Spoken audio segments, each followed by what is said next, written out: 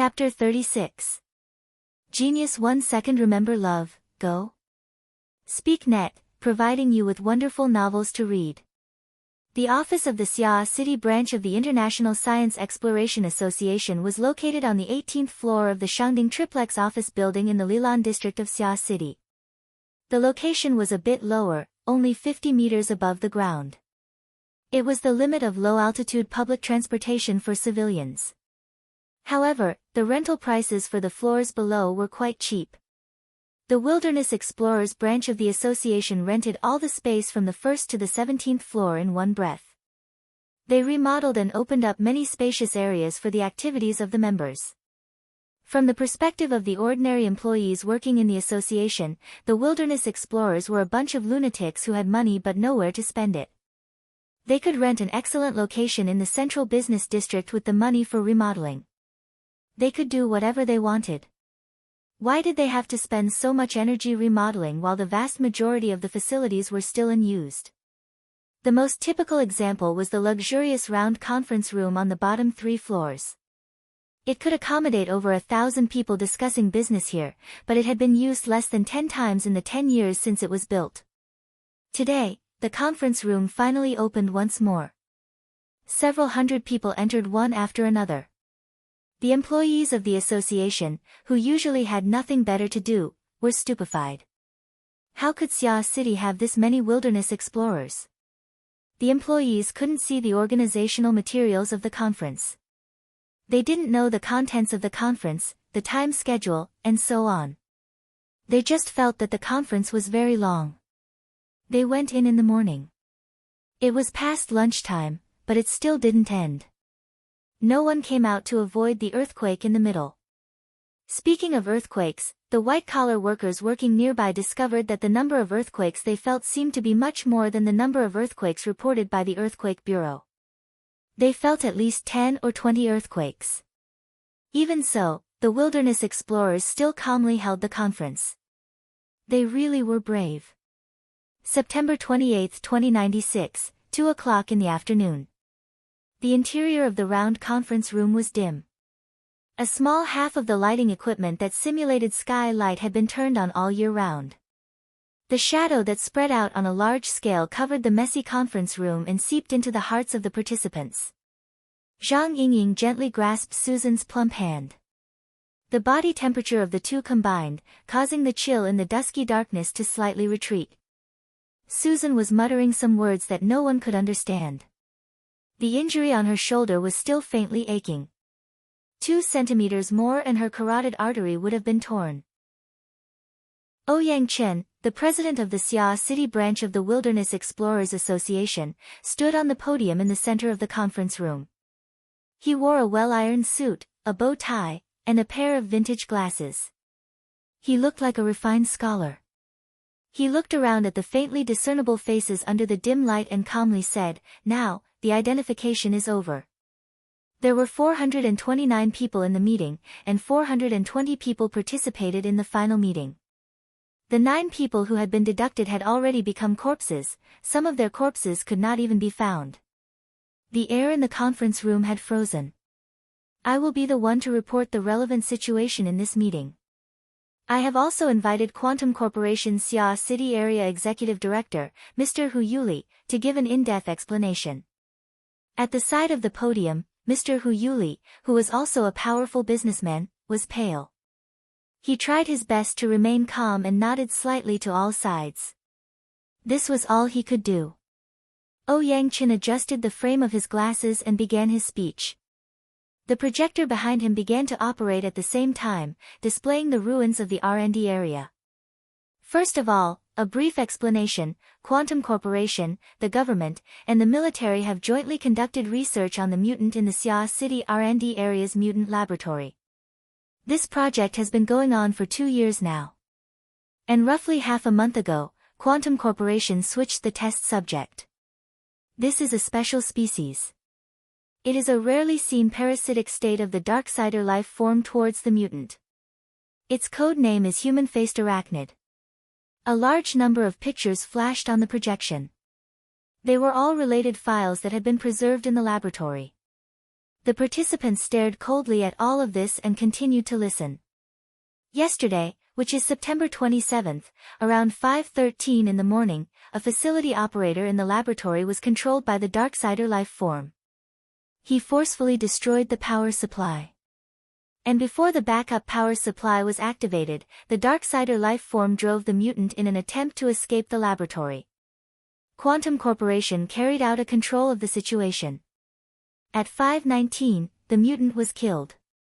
The Darksider life form separated from its host.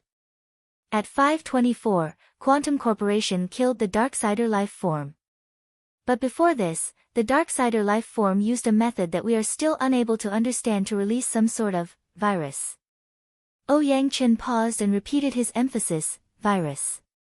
For now, we can only say this. According to statistics, with Quantum Corporation's laboratory in the R&D area as the center, the virus has spread as far as 520 kilometers away. It has covered the entire metropolitan area of Xia City and all of the satellite cities. The center has a radius of 10 kilometers. That is the core area of the virus infection. The number of people infected is the greatest. Preliminary statistics show that over 70% of the infected are mainly laboratory personnel and some residents. Beyond 10 kilometers, the rate of infection rapidly drops. According to preliminary research statistics, the virus currently has 3 characteristics. First, outside of the core area, the rate of infection among the general populace isn't high. We have yet to discover a case. But for ability users, it is very bad. The current rate is 9 out of 1,000. I believe that it should be related to the method of transmission. After all, ability users are far more sensitive than ordinary people. The atmosphere in the conference room became even more oppressive. This 9 out of 1,000 infection rate was calculated using human lives. Today's participants made up nearly half of the registered personnel. And in the identification just now, there were 4 infected people who caused the other 5 casualties. Second, there are many carriers. The rate of infection isn't high. In order to activate this virus, special conditions are needed. An intense change in mood, especially a negative mood, is the most obvious cause. According to Quantum Corporation's internal experiment report, the survival time of the virus in the human body is approximately between 8 to 18 hours. During this time, if the virus is maintained in a calm state, then it will be thoroughly annihilated. But if there is a negative mood, then the survival time will be greatly extended. Moreover, there is an extremely high probability of activation. The concrete data has yet to be determined. Third, everyone has seen it just now. The activated virus will absorb the energy of the host's blood and energy, transforming into a Darksider life form. And these Darksider life forms will devour each other, fuse, and continuously grow stronger. Every time they grow stronger, their form and power level will draw closer to their emitter. Yang Chen tossed aside the explanation of the situation and turned to look at Hu Yuli. His gaze was cold and clear behind his flat glasses. Therefore, we must ask. Is that human-faced arachnid truly dead? When these Darksider life forms absorb enough nutrients and devour and fuse, does this represent a new life for it? Does Quantum Corporation have any research that supports or touches upon this situation? Hu Yuli could only shake his head. The current research hasn't gone deep enough. We really don't understand. He had forcefully evaded Yang Chen's question, but it didn't mean that he had passed the test. Yang Chen's question was just the beginning. Soon, a voice came from within the conference room. What's the matter with the news of the stolen medicine? This is completely different from the rumors that you guys released before. Double monthly vote if you think this chapter is brilliant, then support me a bit. You can also vote for me. 100 crosstalk coins monthly vote, 500 crosstalk coins monthly vote, 10,000 crosstalk coins, 100,000 crosstalk coins. Alliance Master. Chapter 37. Genius 1 second. Remember, if you want to go. TalkNet provides you with wonderful novels to read. Hu Yuli had a bitter smile on his face. We really did report that the laboratory drugs were stolen, but that was done by staff members taking advantage of the chaos. We didn't realize the gravity of the situation at first and focused our attention on searching for the drugs. Reality has proven that this direction was completely wrong. Really? Zhang Yingying grimaced in pain after accidentally twisting her wound below the stage. However, she didn't believe Quantum Corporation's words so easily. On one hand, she trusted her own intelligence channels. On the other hand, she didn't trust Quantum Corporation's usual methods. She spoke to Susan in a low voice. These people have always been cold and aloof. They rely on the fact that they have burners and the deep blue platform in their hands. They've always ignored us, but today they've kowtowed to the ground. Susan nodded and then shook her head. Let's see what the president says. Hu Yuli's explanation certainly wouldn't convince the crowd. The repeated doubts from below the stage made this big shot of business sweat. He was gradually overwhelmed.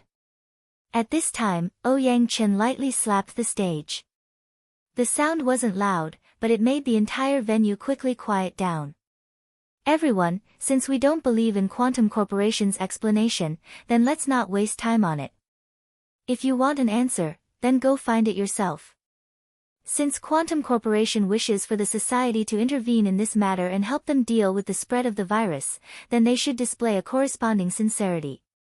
Of course, of course. Hu Yuli didn't care what the request was. He would first agree to it.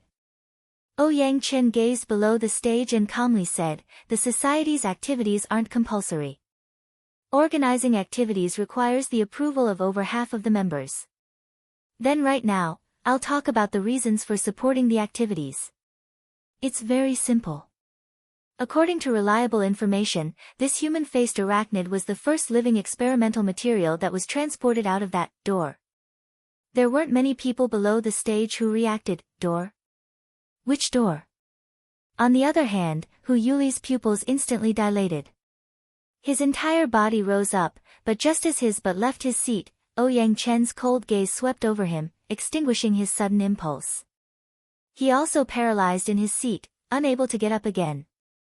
It was also at this time that the attendees finally digested the most crucial information. Suddenly, a rumble exploded.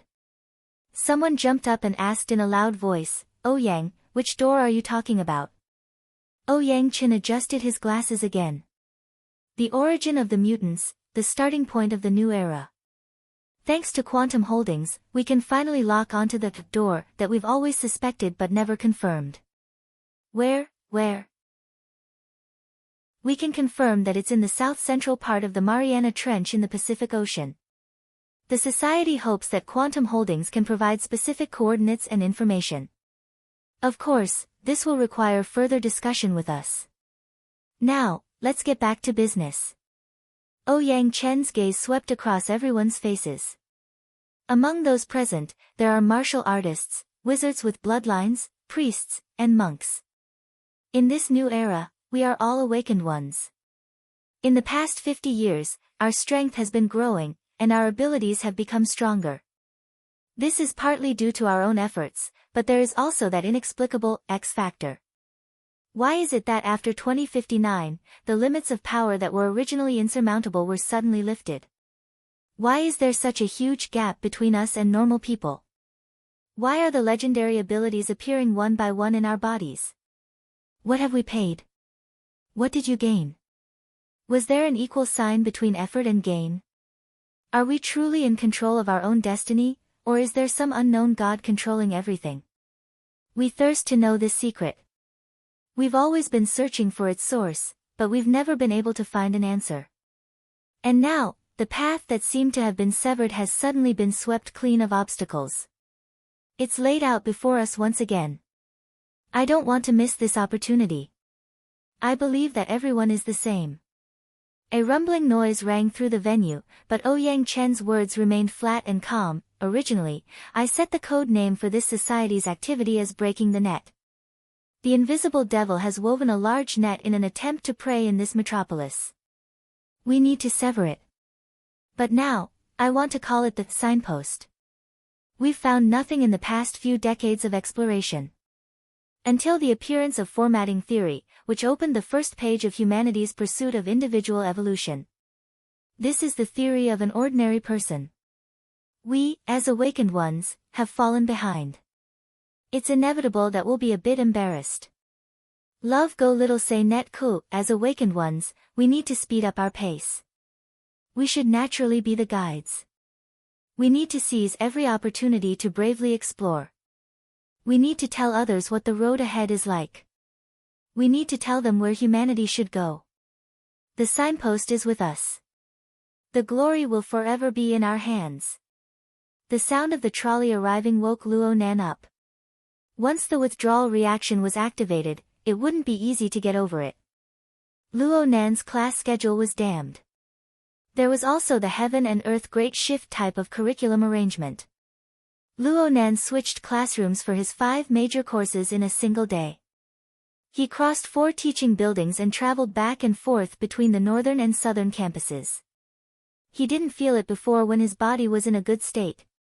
But after running today, Luo Nan was already in a daze. He sat on the school trolley and entered a half-asleep state in a daze.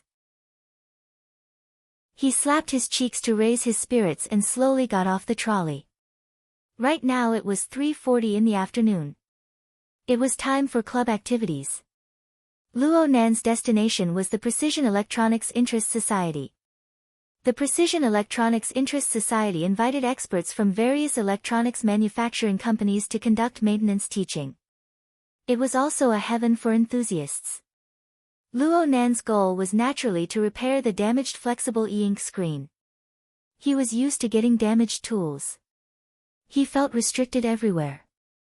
It was even worse than the withdrawal reaction. However, his luck seemed to have been used up during the psychic drawing in the morning. The Precision Electronics Interest Society had already made the maintenance teaching business soar. Business was booming. Today they invited a super expert in the industry. Maintenance workers, enthusiasts, and help seekers filled the spacious business hall to the brim. He squeezed through the crowd for 20 minutes just to get a reservation number. In the end, Luo Nan really couldn't stand the crowded flow of people in the hall. He hid outside and breathed in the fresh air. But the dizziness and excessively keen senses invaded him. The afternoon sun pierced through the shade of the trees and fell on Luo Nan's face. This was the first time he felt that the autumn sun was actually this hot. Half of his cheeks were practically burning. He could even smell the burnt smell of roasted flesh. This was, without a doubt, an illusion. Luo Nan stopped at the side of the road and stood like a nail. His lips slightly squirmed as the 16 words of mantra flowed from his mouth to his heart. They flowed like an icy spring, gradually washing away and submerging his blurred and dazed thoughts. A shadow streaked across his half-lidded eyelids just as he was feeling better. Luo Nan suddenly opened his eyes, startling the waving person. The waving person took half a step back and lowered his elbow, blocking between the two people. The person realized that he had overreacted after finishing his action. He laughed awkwardly. "Classmate, are you alright? Double monthly vote if you think this chapter is brilliant, support me a bit, you can also vote for me. 100 crosstalk monthly vote, 500 crosstalk monthly vote, 10,000 crosstalk monthly vote, 100,000 crosstalk monthly vote to be the leader of the alliance." Chapter 38. A Genius in a Second. Remember love? This is the web that provides you with wonderful novels to read. Actually, Luo Nan's vision was blurry for 2 seconds after he lifted his eyelids. When he completely recovered, he saw a wall. The person in front of him was tall and strong. He was taller than Luo Nan by a full head. His back just happened to block the sunlight, causing his entire face to be hidden in the shadows. It was a bit frightening to suddenly see him. Looking at him from a different angle, this person's muscular body was supported by a rather simple and honest face. He also had the youthfulness of a student. Not even a few strands of hair grew on his face. The way he laughed with his mouth wide open was quite likable. Luo Nan recalled a bit and knew that his deadpan face and the image of him muttering to himself were too eye-catching. This person waved his hand to probe him. It was indeed out of good intentions. He responded with a smile, "It's nothing. I was just a bit distracted." Distracted? The person immediately revealed a Shanghai smile that said, "You may be stubborn, but we're both men. I understand." He then introduced himself, "It's good that you're fine.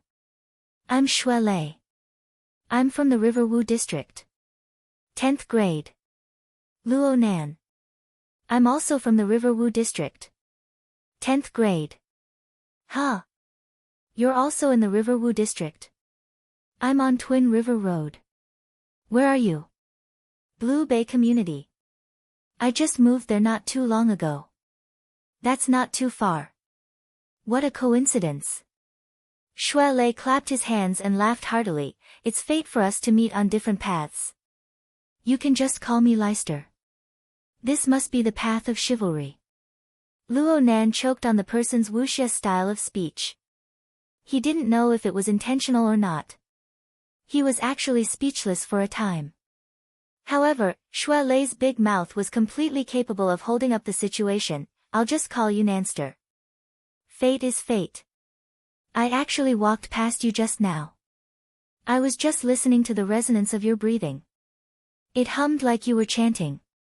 It was like breathing, but it wasn't. I saw your expression. I'm afraid something went wrong with your training. Hey, it's good that you're fine. It's good that you're fine." Luo Nan's mind stirred when he heard the words breathing, training, and so on. He sized up Shui Lei's body. He noticed that what Shui Lei was wearing was actually a little strange. It looked like the training clothes of a fitness center. It was light gray in color, and the logo on the left side of his chest was a three-legged cauldron. It was very memorable. Shui Lei noticed where Luo Nan's gaze was directed and puffed out his chest. "This is the training uniform of our dojo. Not bad, right?" "Ah. It's you." Luo Nan didn't answer the question. It was probably because a certain memory had surged up from the bottom of his heart. The burly figure and the gray coat looked familiar no matter how he looked at it. Shui Lei didn't understand. "You know me?" Luo Nan reminded him, "This morning, outside the main changing room in the South 2 district." "It's you." Shui Lei also recognized Luo Nan, but his reaction was very odd. He first shot a glance behind Luo Nan before speaking in a low voice, "You should be fine. That group of people should have dispersed, yes. Many thanks for lending a helping hand." Luo Nan also expressed his thanks in the style of the chivalrous path. Sure enough, the burly classmate in front of him was the warm-hearted person who helped him out this morning. In the huge campus that could accommodate hundreds of thousands of people, the chances of them meeting again were too small. "It's nothing, it's nothing. I just happened to be passing by." Shui Lei waved his hand over and over, but he didn't say more than 2 sentences. His face was full of excitement. "Nanster, I can see that your body is a bit weak, but your hands are quite nimble. You're very particular about where you hit. Have you practiced before?" Shui Lei even gesticulated as he spoke. He was just short of touching Luo Nan's body to demonstrate. Luo Nan didn't know if he should block it or not. A voice suddenly called out from behind Shui Lei at this time, "Leicester, what are you doing?" Shui Lei's body froze when he heard this. He withdrew his hands with a swish and put on a smile. Then he turned his head. "Xiaolin, I know a classmate here." A tall and skinny girl walked over a few seconds later. She naturally hooked her arm around Shui Lei's crook, making their relationship clear. Not to mention anything else, their sizes were quite compatible. Shui Lei promptly introduced them. "This is my girlfriend, Qin Xiaolin. She's 1 year older than us. This is Luo Nan. He also lives in the Riverwu district, around Blue Bay." Luo Nan smiled and nodded, not saying much. Qin Xiaolin had short and thin hair. She wore jeans paired with a simple white top. She looked very straightforward and efficient. The outline of her face was extremely clear. The corners of her eyes were slightly raised, giving her a shrewd and fierce look. It was easy to tell who was stronger and who was weaker compared to the simple and honest Shui Lei. However, Qin Xiaolin was extremely mellow when it came to dealing with people. She called Luo Nan, Jr., and greeted him with a smile. She grasped her attitude extremely well. Luo Nan saw that the two were together, so he didn't want to disturb them any further. He prepared to leave, but he certainly had to solemnly thank Shui Lei for his kindness in helping him. About this morning, Luo Nan had just opened his mouth when Shui Lei gave him a wild look. Luo Nan was stunned for a moment. He then saw Qin Xiaolin frown to the side. He knew that there was some hindrance involved. It wasn't suitable to speak openly. He thought for a bit and simply extended his hand. You guys go do what you need to do. Leicester, let's add each other as friends. Is that okay? Of course. Of course. Shui Lei chuckled as he extended his hand and touched Luo Nan's wristband. Buzz buzz buzz. Buzz buzz buzz. Their wristbands vibrated at practically the same time the moment they touched. The momentum was astonishing. Oh my! Twin swords harmonize. Hey! Shui Lei cried out in surprise. In the end, he let out a miserable groan as Qin Xiaolin fiercely pinched him at the waist. Luo Nan confirmed that this was a high level of authority transmission of information. The notification vibrated. He raised his wrist to confirm. The sender was the professional advisor of the 10th years, Li Mingde. He wanted Luo Nan to come to his office at 5. It was probably because of yesterday's truancy and absence from exams. Shui Lei finally reacted to the situation. After confirming the information, he grimaced in pain. Nothing good can come out of a summons from Elder Mingde. Luo Nan raised his head to look at him. You too?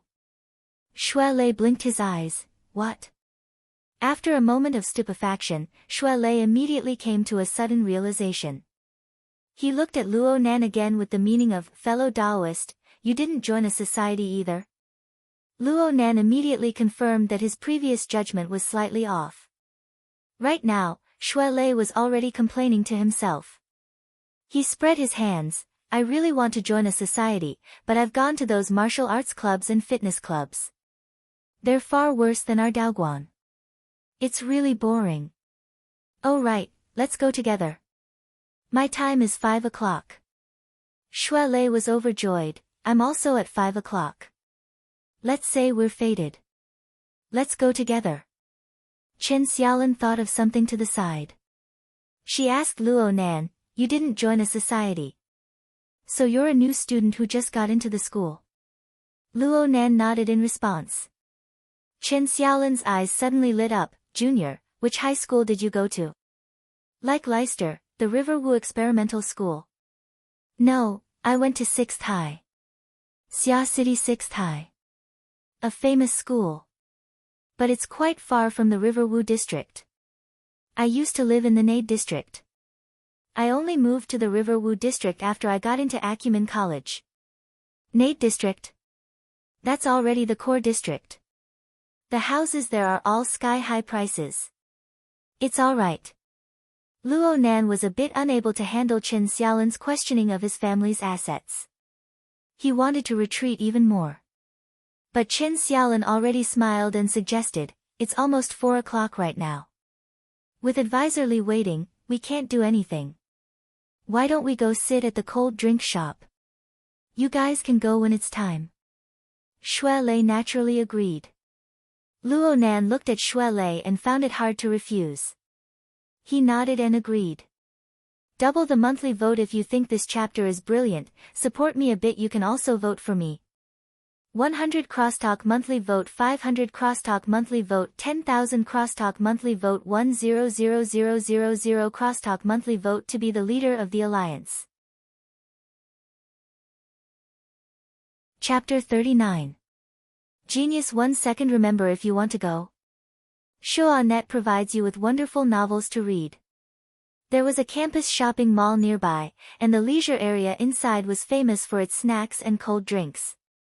Classes had already ended, but it was still club activity time, so there were relatively fewer people. At least, it was not as crowded as the Precision Electronics Interest Club. Luo Nan was still in the uncomfortable withdrawal period right now. He would avoid cold drinks and other stimulating foods if he could. However, he understood that Qin Xiaolin didn't invite him to sit down for a chat just to enjoy her delicious food. Sure enough, as soon as the service robot placed the snack platter on the table, Qin Xiaolin said to Shui Lei, "Consultantly called you over this time. I won't mention anything else, but as long as it's related to the club, just deal with it casually. Don't say or agree to any substantive promises or operations." Shui Lei was confused. What do you mean? Luo Nan knew that Qin Xiaolin's words were directed at him. However, this was not a good time to say anything. He raised his head and listened attentively. When Qin Xiaolin faced Shui Lei, some words were easier to say. "Of course it's because I'm afraid you'll be fooled. The school's clubs are too complicated. It's a three-way game between the school, the teachers, and the students. If you don't understand the situation, it'll be easy for you to suffer losses." She knew that she wouldn't be able to convince him after saying all this, so she decided to try to move his emotions instead. "Anyway, I won't harm you, right?" Shui Lei could only nod. Qin Xiaolin turned to face Luo Nan, "Junior, you need to know yourself and your enemy in everything. You need to plan before you make a move. Don't you agree?" Luo Nan could only smile. Qin Xiaolin immediately followed up by saying, "Junior, you've been here for nearly a month. You should know that Acumen College is essentially an experimental school. It's a combination of East and West. The atmosphere and methods are all different from previous schools. Many people who come here are more or less not used to it. This requires everyone to help and coordinate with each other. Actually, I suggest that you join the Mutual Aid Association." Mutual Aid Association? This school's student council has specially set up a mutual aid organization for students like you and Shui Lei who are halfway into the school. The goal is to allow everyone to adapt to Acumen College's ecology and atmosphere as quickly as possible. There are many seniors in there who can impart their experiences to me and help me solve my problems. Really? Luo Nan was a bit embarrassed. He didn't really want to get involved in this sort of thing. Qin Xiaolin, on the other hand, was very enthusiastic. "Let's not talk about anything else. Tonight is the annual Mutual Assistance Buffet Party. Many seniors will be coming. Some of them have been in the academy for more than 7 years and are about to graduate. They have a lot of experience. Chatting when you have nothing to do can expand your network. Chatting when you have something to do can solve a lot of problems. Junior brother, you really shouldn't miss this opportunity. Luo student, you can't just by chatting. We can, you can't, you can, you want." Right when Luo Nan was thinking about how to refuse, his wristband vibrated slightly. The reservation number of the Precision Electronics Interest Society was already a reminder. Luo Nan let out a breath of relief and raised his wrist. "Senior, Lan, Luo, for my turn." "We should I my turn. We later. Yi. Chen Shi. Chen Shi sister. Shi Feng Dong. Yu. Yu. He you. You. Chen. You. You. You. You.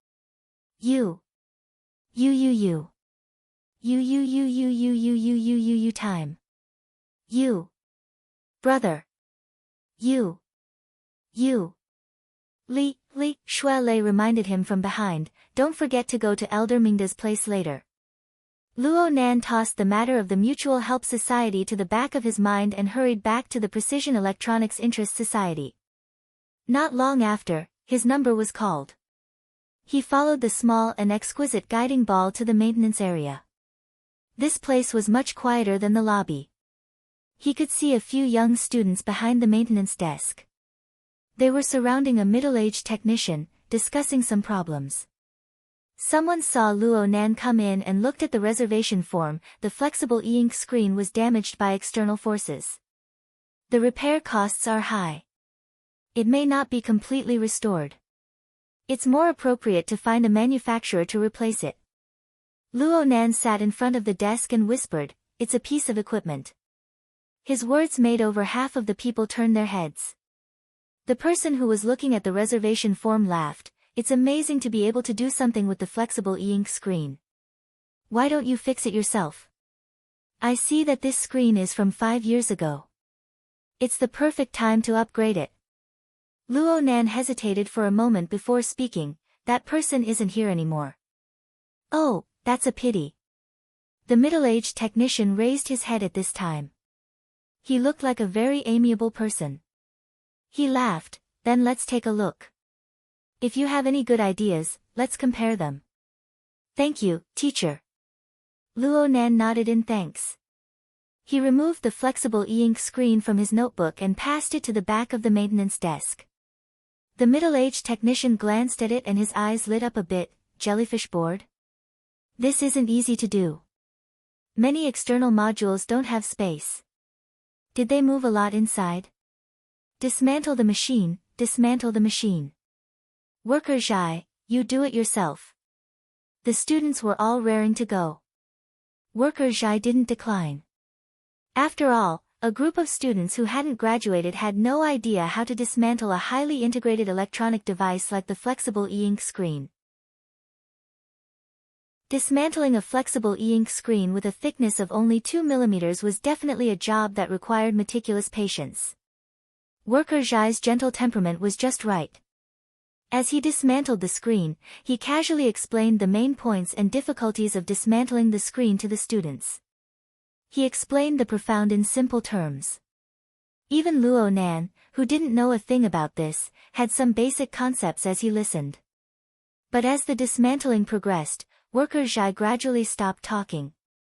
His expression became more and more unsightly. He wasn't the only one. A few students saw that something was wrong. They began to whisper to each other. Worker Zhai really was patient. He spent a full half an hour to dismantle the entire flexible e-ink screen into 2 pieces, completely revealing the internal structure. Only then did he stop. At this time, the inspection equipment of the control desk naturally cut in and scanned the situation of each component. As the equipment displayed all sorts of data, the buzzing sounds of discussion grew louder. Finally, the student who took the job first couldn't help but say to Luo Nan, "Hey, buddy. You didn't come here on purpose to mess things up, right?" Luo Nan was stunned. He didn't understand what Worker Zhai meant at all. "This jellyfish screen of yours hasn't moved a lot." "It hasn't moved at all."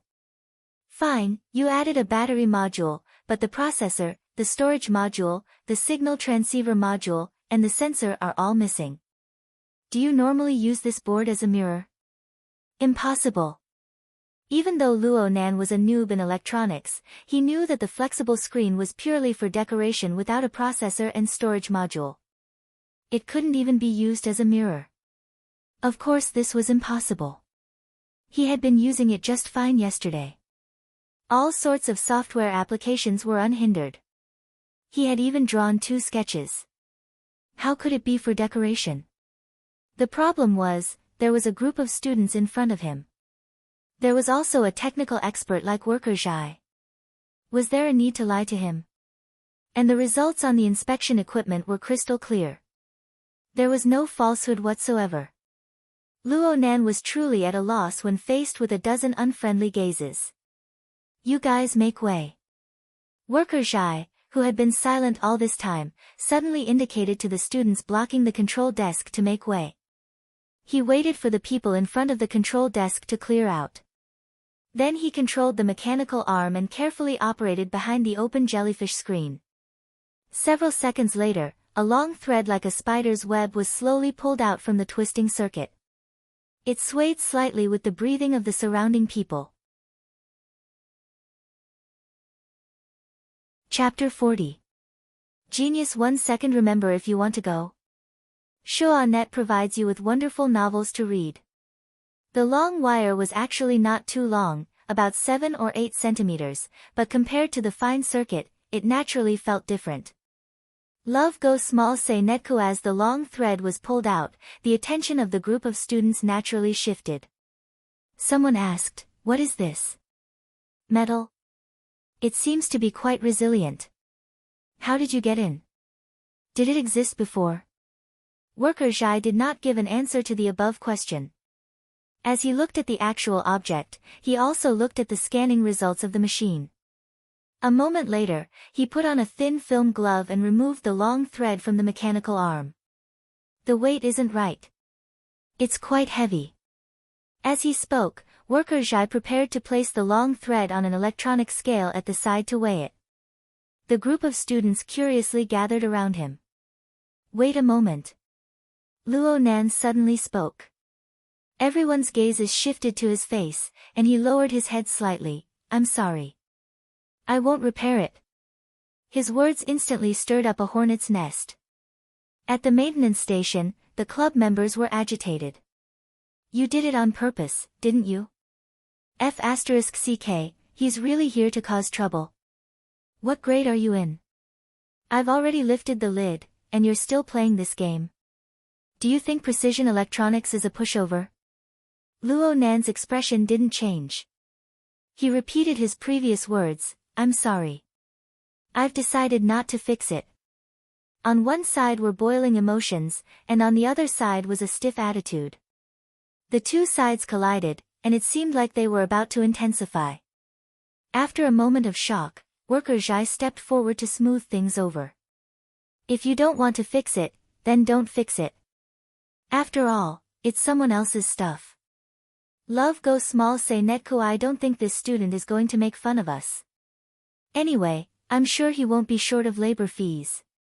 Worker Zhai tried to lighten his mood by cracking a cold joke, but no one supported him. Luo Nan gave thanks from the bottom of his heart. He bowed once more. "Thank you, Worker Zhai. I'm sorry about today." Worker Zhai was all smiles as he tried his best to calm the members around him. "All right, I'll restore the machine first." It didn't take long. However, there are some tricks in it. You guys have to pay attention. Luo Nan really admired this man's concern, but he had no choice but to remind him, "Worker Zhai, that thread." Worker Zhai immediately understood and chuckled. "To be honest, I really don't know where to put this thing." He took out a membrane bag that was used to seal small components. He placed the long wire inside before handing it over to Luo Nan. Luo Nan didn't know how many times he had expressed his thanks. He carefully extended his hand to receive it. More than a dozen cold eyes fell on him. He had undoubtedly become the most unpopular person in the Precision Electronics Interest Club. Luo Nan didn't care about this at all. At this very moment, there was only this thin thread in his eyes. 10 minutes later, Luo Nan walked out of the society's main hall. He held his notebook in one hand and the plastic bag in the other. He was a bit absent-minded. He actually didn't know which side was heavier. The sun gradually slanting to the west fell on his body. It was warm, like a gentle breeze. Luo Nan thought for a moment and raised his hand, letting the membrane seal receive the illumination of the sunlight. He narrowed his eyes. If he didn't do that, he might even be burned by the brilliant flowing lightning. The source of electricity was on a long line. Of course, it could also be said that the long line existed in a bright and blazing electric light. However, not a single person in the surroundings reacted strangely. Even if they noticed this side, it was because of Luo Nan's inexplicable posture. This electric light was like a burning wraith. It was like the long ribbon of cloud light that curled around Zhang Yingying's body. It only appeared on a mysterious and unfathomable level. Ordinary people couldn't see it, they couldn't hear it, and they couldn't detect it. Only in Luo Nan's eyes was it brilliant and dazzling. Luo Nan lowered his arm and his 5 fingers clenched together. He nearly broke the membrane seal.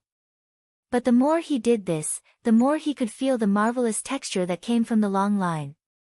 It was completely different from its slender form. It was such a marvelous object that was hidden deep within the flexible e-ink screen. It was silent and there were no clues or hints, just like its previous owner. Such an inconceivable object came from that coward. Did he make it? Or did he obtain it through some channel? Why did he hide it in the flexible e-ink screen and send it back? Why wasn't there a hint at all? That coward. What in the world was he planning? Luo Nan's mind was in complete chaos. His mind was in a trance. He took a step forward and suddenly felt his knees go soft. He couldn't maintain his balance and suddenly fell forward. Oh my. Are you okay? Just as Luo Nan was about to fall, Shui Lei caught up from behind and supported him. His face was filled with worry and doubt. What's wrong? I called you a few times just now, but you didn't respond. Did something go wrong? Only now did Luo Nan remember that Shui Lei was still waiting for him to go to the great advisor's office. What time is it? 4:50, it's this late. Luo Nan was shocked at first, but then he remembered that he had stayed at the maintenance center for at least 40 minutes. Wasn't it almost time? Fortunately, Shui Lei was stubborn and had been waiting for him all this time. Then let's hurry up and go. Luo Nan took the membrane seal with the long needle and stuffed it into the cover of his notebook. He put it aside for now. He needed to calm down and organize his thoughts. Shui Lei had been anxious to the point of hopping. But when he saw Luo Nan's body's performance, his center of gravity naturally shifted. I say, Nanster. Your body is a bit weak. You probably lack exercise normally. In my opinion, if you come to our Daoguan and train for a few months, you'll absolutely make a huge difference. Luo Nan stopped the campus trolley and pulled Shui Lei aboard. At the same time, he used his wristband to design the shortest route to the great advisor's office. His mouth smoothly replied, I have time. Then it's a deal. Luo Nan suddenly understood why Shui Lei and Qin Xiaolin were a couple. The route was planned properly and with a bit of luck, Luo Nan and Shui Lei practically stepped on the dot and entered the great advisor's office. There weren't many freshmen who entered the school halfway through. There were even fewer who hadn't joined a society by the end of the month. However, the office was packed to the brim with a dozen or so people. Luo Nan and Shui Lei were the last to enter. They originally wanted to hide in the back of the crowd, but Shui Lei's size was truly eye-catching among the group of 15 and 16-year-old youths. Even Luo Nan was implicated. The last to arrive. Come to the front. The great advisor, Li Mingde, was known as the Old Immortal. He was nearly 70 years old. He had pretty much reached the age of retirement. His body was maintained quite well. He was tall and thin with a sage-like appearance. He was usually reserved in speech and manner. He looked hard to get close to. Reality proved that this person was indeed hard to get along with. There was a slight commotion in the crowd. Luo Nan and Shui Lei helplessly acted as targets and moved to the very front. Li Mingde used a stern gaze to cut Luo Nan and Shui Lei's faces before looking at the others. This move of killing the chicken to warn the monkeys was indeed effective. The originally somewhat undisciplined students all tightened their bodies one by one, acting obedient. Acumen College didn't have a class teacher for the 7th grade and above due to the implementation of the class system. Instead, they arranged for professional advisors to be responsible for the students' daily lives, psychological construction, and so on. It looked quite fashionable, but in reality, a considerable portion of the advisors still carried out the functions of the discipline master. They were in charge of discipline, evaluation, and so on. Li Mingde was a typical representative. This person acted as if he was in a class. He first called out names and confirmed that everyone was present. Only then did he begin with a lecture. You all know why I called you here, right? Everyone was silent. No one spoke.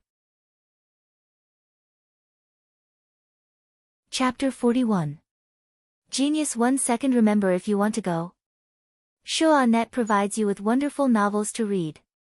Li Mingde's face darkened. Acumen College's society life is very important. It's fine if you didn't understand before, but after the society promotion conference on the 24th, can you still not understand?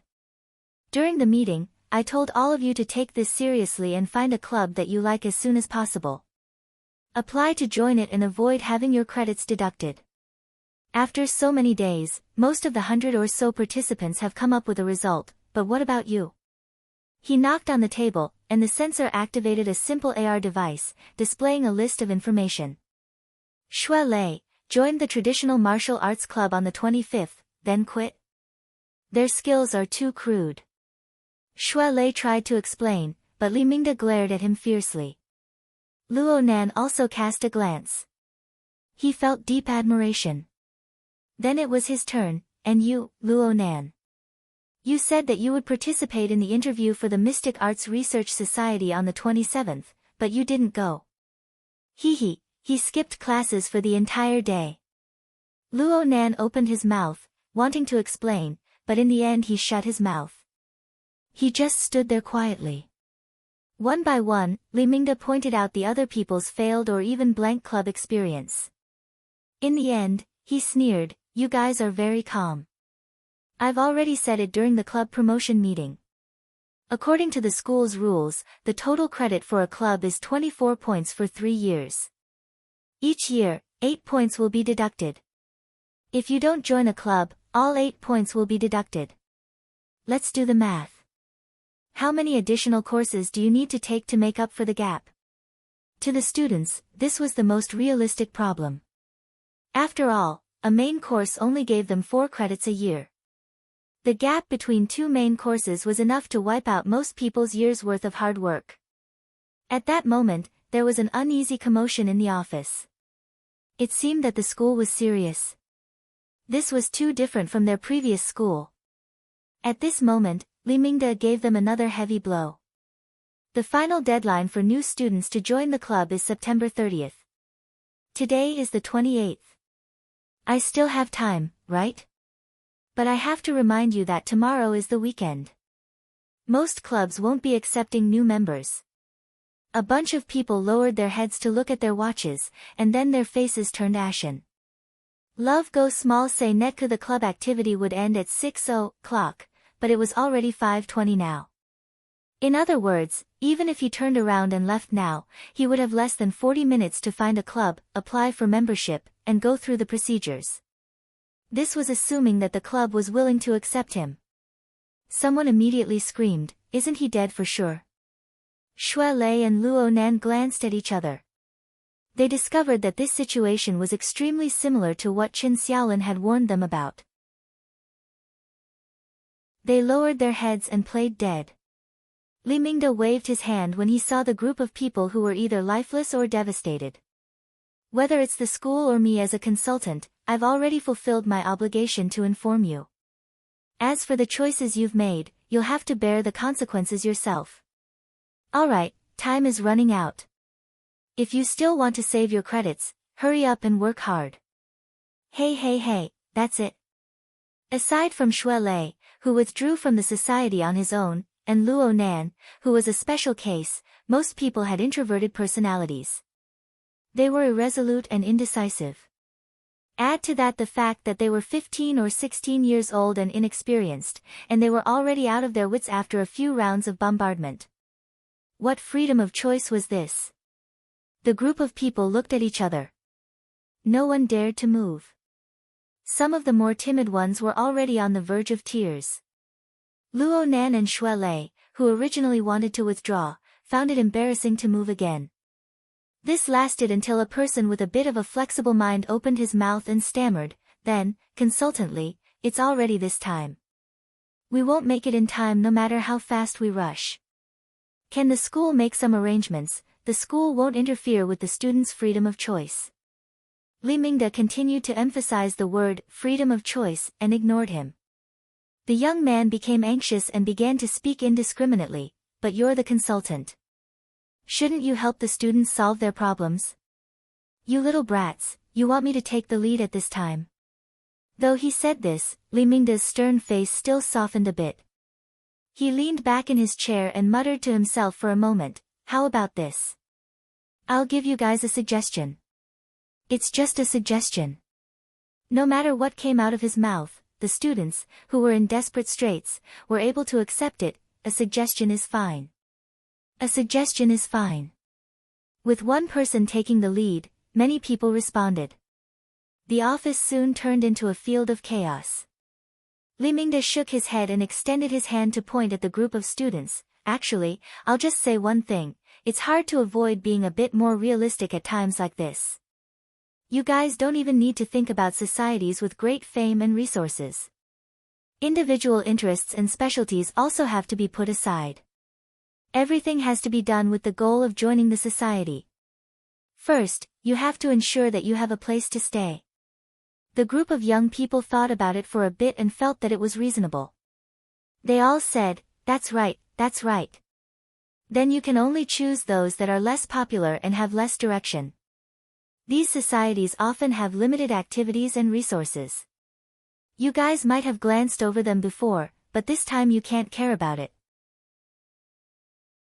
Li Mingde sighed. To put it bluntly, saving your credits and ensuring the quality of your studies is the most important. This is my suggestion. You guys have heard it. Now hurry up and do it. The dozen or so young people looked at each other. It sounded reasonable, but it was a bit too general. Li Mingde saw the expressions of the group and laughed. I've already said it this much. What else do you guys want? Do you feel that there isn't enough time? How about this, I'll give you guys a backdoor. If you feel that you really can't choose in half an hour, then add another night. Tomorrow before 8:00 in the morning, contact me and tell me your choice. I'll try to communicate with those societies and arrange a reply or an interview for you guys. You can't be any later. Any later and I won't be able to arrange it. Plus, I can't guarantee success. An extra night of time to think was obviously good, but the problem was that it wasn't reliable. Someone revealed a bitter expression. Advisor, there are over 4,000 societies in the school. Can't you draw a range or something? Do you think this is a final exam? Li Mingde glared at him and pondered for a moment. He knocked on the table and the AI office system switched the interface. A string of society names appeared according to the conditions he had set down. There were 30 to 40 societies. I've searched a few in the administrative system. You guys can take a look. The crowd squeezed forward, and Xue Lei, who was at the very front, swept his gaze over and laughed. Cannibal Potted Art Interest Group. Hazy Female Poetry Psychological Research Society. Nebula M31 Advanced Life Telepathy Society. What the hell? Luo Nan didn't join in the fun. He was dizzy from being squeezed by the crowd, so he took advantage of the crowd to retreat backwards, temporarily hiding in peace. The matter of school credits and societies were admittedly important, but most of his brain was still stirring with that long electric wire. He unconsciously took out the membrane bag and stared at it in a daze. And at this time, he saw that the electric wire had already pierced a small hole through the bag. Half of it was exposed, and it appeared to be sharper than he imagined. The material is indeed special. But how could this be a problem with the material? Luo Nan finally pinched the long wire in his hand, but he was stupefied in the next moment. This was the first time he made contact with it without any obstacles. The long wire felt excessively slender to the touch, but there was an inconceivable temperature that seeped into him. He carefully savored it. It was neither hot nor cold, but it was like a numbing electric energy. It was guided from his fingertips and instantly spread throughout his entire body. His body didn't do anything, but the long wire that fluttered with the breeze in the room suddenly sprang straight. It was like an extremely tough needle, trembling back and forth. Luo Nan was immediately stupefied. He didn't know what kind of principle this was. His wristband vibrated slightly during his puzzlement. A phone call came in. He instinctively extended his hand to press it, but he forgot about the long wire that was trembling at his fingertips. He pushed it forward, and the front end of the long wire made contact with the side of his wristband. Unexpectedly, there was no sound. It pierced straight in, and half of its length of 7 or 8 centimeters went in an instant. And at this moment, electricity ran through Luo Nan's hand. His fingertips went numb, and he couldn't hold it for a time. He watched helplessly as the remaining half of the long wire drilled in. It was like a living creature, and it disappeared in the blink of an eye. Chapter 42. Genius 1 second. Remember, if you want to go. Net provides you with wonderful novels to read. Luo Nan stared blankly at all of this. He was completely unable to stop it. Probably because it was pierced by the long thread, the interface of the bracelet that lit up instantly became chaotic, and then the screen went off. But the screen lit up once more in less than half a second and returned to normal. There were still incoming calls, and there were still vibrating reminders. But Luo Nan noticed that the style of the interface was clearly different from before. Furthermore, he looked strangely familiar. He stared at the interface of the wristband in a daze until Shui Lei walked over and reminded him, "Hey, the phone." It was as if Luo Nan had awoken from a dream. Only now did he truly see the message of the communication number clearly. His eyelids twitched, and his first reaction was to block this fellow. In the blink of an eye, the first round of tremors had just ended, but right after that, the second round came. Luo Nan let out a breath and answered the call. In the next moment, a hearty, friendly, and magnetic voice came from the bracelet. "Brother Nan, it's me, Xie Junping." "I know which one you are." Luo Nan really didn't want to pay attention to this person. From yesterday until now, more than 30 hours of torment, as well as the subsequent troubles that could be seen and not seen, all stemmed from this fellow's outrageous behavior. If this bastard dared to immediately show himself, Luo Nan would absolutely be happy to do some experiments on his body that were normally inconvenient. Luo Nan wouldn't even blink. However, Xie Junping's shamelessness had reached a new level. Seeing that Luo Nan was silent for a moment, she immediately apologized profusely. I'm really sorry. Junior Nan, yesterday's matter was all on me. Actually, I should have contacted you last night, but because I had to prepare something, I didn't have the time to talk about it in detail. How about this? I'll go to school right now. Junior Nan, where are you? Let's meet up and I'll apologize to you face to face. Xie Junping affectionately called Luo Nan, little brother Nan, but Luo Nan had goosebumps all over his body when he heard it. This fellow must have pondered for a long time on how to address him before coming up with such an answer. Luo Nan really didn't want to be involved with this sort of person.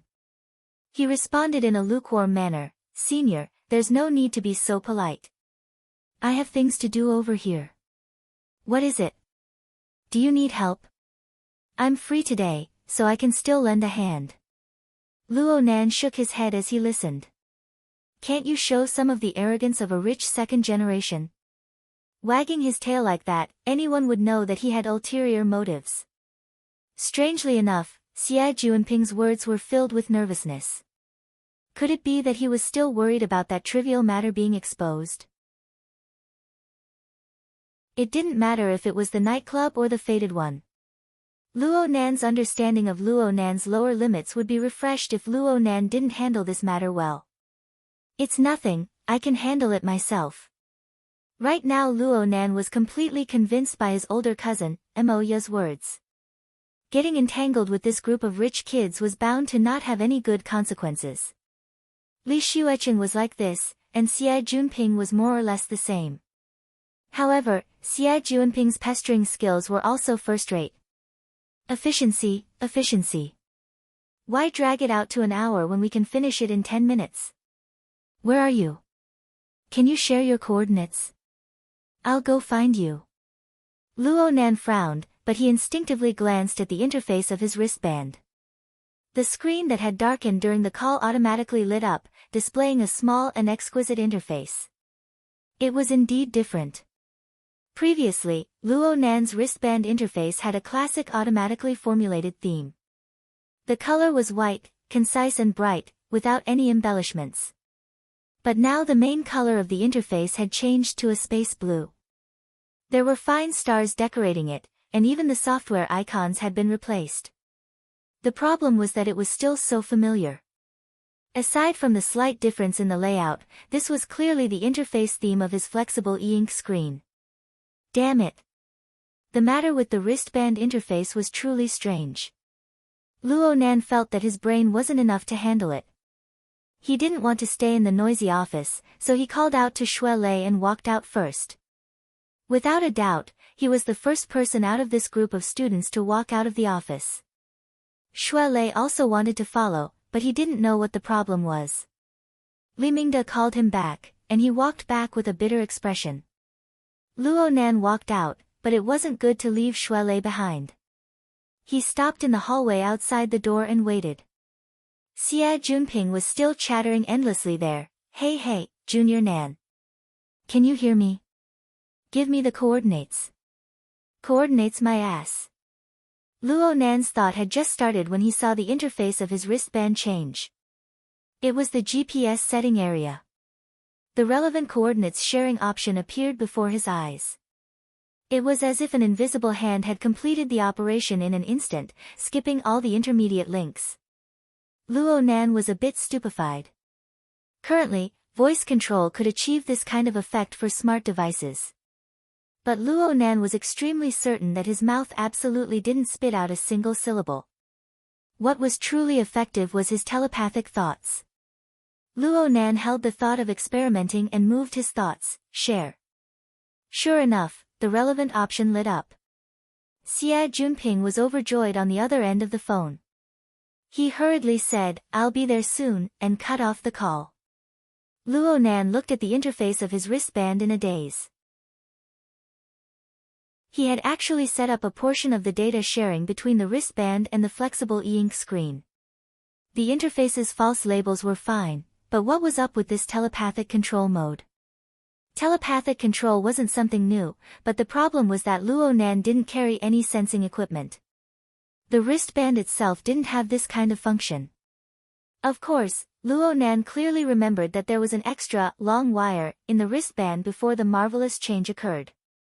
And at this moment, Luo Nan suddenly recalled a certain person's words in the Precision Electronics Interest Society: processor, storage module, signal transceiver module, sensor.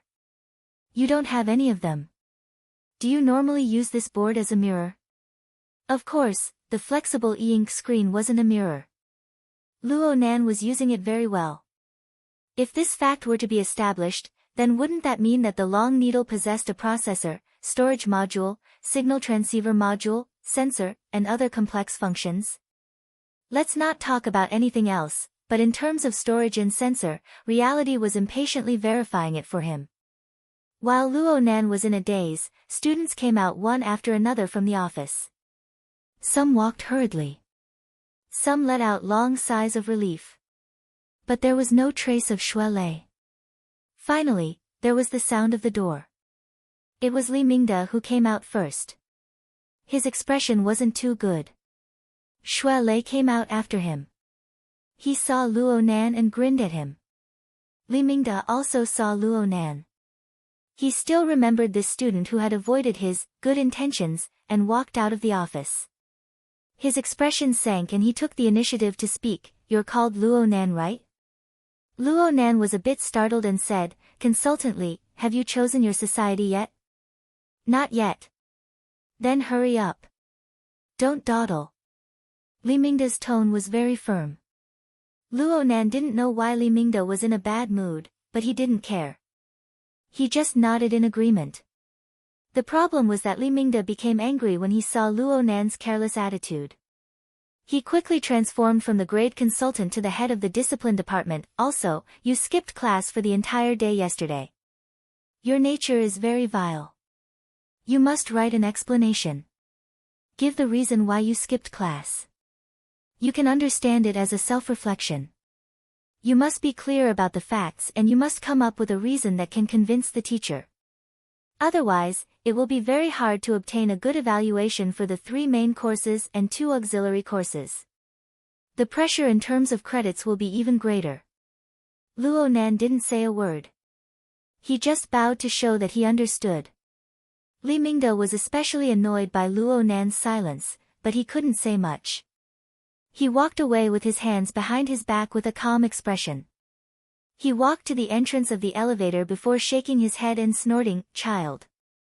Luo Nan and Shui Lei looked at each other. They were both helpless. "What did he call you for just now?"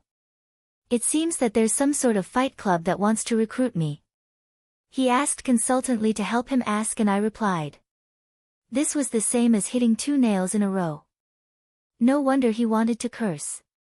Li Mingde was already 70 years old. He had the privilege of flaunting his seniority. Luo Nan and Xue Lei didn't care about this. They prepared to leave from another place. The elevator door opened on the other side of the hallway and Xie Junping hurriedly came out. The corners of his clothes carried the wind. He didn't look sideways as he brushed past Li Mingde. Li Mingde was stunned. He wanted to greet him, but he saw Xie Junping sweep a glance at Luo Nan and burst into laughter. Junior Nan. Junior Nan. You made me look for you. Chapter 43. Genius 1 second. Remember, if you want to go. Shoa.net provides you with wonderful novels to read. After a whole day of recovery and preparation, Xie Junping had completely thrown away his drunken and lethargic image. Love Go Small Say Netko. At this moment, he was a cheerful and easygoing young man. He chased after Luo Nan with a few steps. He originally wanted to give Luo Nan a hug or something, but he saw that Luo Nan had no such intentions. He could only shake Luo Nan's hand, not letting go. He shook Luo Nan fiercely. Brother Nan, it's all thanks to you, all thanks to you. Luo Nan was unable to endure Xie Junping's enthusiasm. He pulled his hand out and took the opportunity to introduce Xie Junping and Xue Lei to each other. Xie Junping treated Xue Lei as a good friend of Luo Nan's. He was 120% cordial. After greeting them, he asked, "What business did you guys come here for? Is everything all right?" Xue Lei had also met Xie Junping once at the Society Promotion Conference. He had no impression of Luo Nan back then, but he still recognized Xie Junping, one of the main speakers. Without thinking too much, he answered honestly, "It's about the club. It's almost due, so Advisor Li is rushing us." Society. Consultant Li. Brother Nan, did you join? Xie Junping was shocked and turned his head to look around. Luo Nan was baffled by his reaction. He shook his head, "Not yet." At this time, Li Mingde had been watching from the entrance of the elevator for a long time. Seeing that Xie Junping's attitude wasn't right, he wanted to dodge into the elevator. However, as he was older, he wasn't that agile. In the end, he was caught by the corner of Xie Junping's eyes. "Hey, Uncle Li, I was in a hurry just now and didn't see you. Please don't blame me." Xie Junping called out in a loud voice. Li Mingde squeezed out a smile on his face. He had just reprimanded Luo Nan for a bit. It was hard not to feel guilty in his heart when he saw the exchange between Xie and Luo. He responded with a single word and waved his hand, wanting to leave. "It's fine, it's fine. You guys take your time. I have something to do, so I'll leave first." "Wait a minute, don't I have to look for you for the club's matters?" Hearing Xie Junping's words, Li Mingde hesitated for a long time, but still strolled back. His face was smiling amiably, but his heart was really uneasy. Even though Xie Junping called him Uncle Li so intimately, Li Mingde himself knew that his title as the great advisor was nothing in Xie Junping's eyes. Not to mention his family background, Xie Junping's division of power and responsibilities in the student union and the honor society just happened to be the bane of his existence. As long as he wanted to be happy as an advisor, he had to serve the Xie family's eldest young master well. With great difficulty, he managed to move back. Relying on his old face, he smiled before saying anything. "Junping, you two know each other?" "Uncle Li, don't you know? This is my benefactor, my savior." Xie Junping grinned cheekily, but his tone was serious and would not be misunderstood. "Uncle Li, did you hear about what happened in the R&D district yesterday?" I know. But you don't know this. When it happened, I was on the viaduct next to me. When the earthquake happened, I fell down. If it weren't for little brother Nan risking his life to pull me back, I would most likely be a meat patty by now." "Oh, that was close." The more Li Mingde listened, the more nervous he became. Of course, he was nervous that he, still had to maintain a caring expression. It was very uncomfortable. Love go little say Netko at this time, Xia Junping had already stuck close to him. Uncle Li, this is acting bravely for a just cause and saving a life. We don't have banners or certificates of merit here. Take care of the credits. Don't say that my, Xia Junping's, rotten life isn't worth 2 or 3 credits. The corner of Li Mingda's mouth twitched. He didn't know how to respond. A few seconds later, Xia Junping was the first to wake up. That's right, it's really troublesome for our school to apply for extra credits. I didn't think it through. Uncle Li, how about this? Let's put in some effort in the club. No matter what, I can't treat my benefactor unfairly, right? Li Mingda felt as if he had become a doe, allowing Xia Junping to knead him as he pleased. Unfortunately, he still wanted to maintain the little bit of airs he had in front of his students. For a time, he could only say, NN. Then it's settled. Xia Junping forced Li Mingda to promise quite a few benefits. Only then did he send Li Mingda into the elevator with a chuckle and wave goodbye. He turned to look at Luo Nan and Xue Lei with a wink. It's done. Elder illustrious virtue is quite easy to talk to. Luo Nan and Xue Lei glanced at each other. They both smiled wryly. Xue Lei had a straightforward temperament, but he wasn't stupid. He saw that Xia Junping had rushed over to find Luo Nan for something, so he didn't get involved. He chatted a bit with Xia Junping and expressed his thanks. Then he said that he and his girlfriend were going to prepare for tonight's gathering, so he took his leave. Luo Nan also wanted to leave, but he had second thoughts. It would be better to clarify things today. He had to understand where Xia Junping's enthusiasm came from. There was no one else around, so Xia Junping spoke more openly. He moved closer and asked, Li Mingda was acting weird just now. Did he make things difficult for you before? Luo Nan laughed but didn't say anything. I knew this old thing wasn't reliable. It's not like he's relied on the club to make money for a day or two. But there definitely won't be such a thing in the future. There are 2 types of teachers in Acumen College. One type is the teaching type. The other type is the nanny type. Li Mingda is the latter. Of course, he has to pay for it. Now that he knows of our relationship, he'll be meticulous in every possible way. Xia Junping unconsciously brought out the boldness of a young master, but soon he thought of Luo Nan's dark hero moral standards. He was a bit embarrassed. Junior, just listen to me. Reality is, I understand. Luo Nan didn't want to talk about this topic anymore. Xia Junping seized the opportunity to start building relationships with large schools. I know that Junior Nan doesn't want to waste your energy on this matter. It's easy. Yesterday, you saved my life and protected my reputation. It wouldn't be excessive to say that you've given me a new lease of life. From now on, Junior Nan, your business is my business. Let's not talk about anything else. Seizing connections in the school and sprinkling money in society are my specialties. In the future, if you need to solve any problems in the school, or if you have any expenses outside, just say the word. Your old bro, will blink my eyes and I'll tell you that I'm not raised by a human. Most of his words came out of his mouth, but there was still some sincerity. It was just that he spoke too much, making people unable to feel at ease. He might have lost his mind and spouted nonsense. In the end, both sides would be embarrassed. Luo Nan had a sense of propriety in his heart. He treated Xia Junping the same as before. Senior's words are too serious. Xia Junping moved closer and revealed a mysterious smile. Brother Nan, it's not my style to thank you with empty words. How about this? I'll take you to a place. Senior, don't misunderstand. Let's talk seriously. I came here today to truly express my thanks. My attitude is very serious. Junior, you must give me some face. Xia Junping grabbed Luo Nan's arm and brought out a stubborn attitude. It's not even 6:00 yet.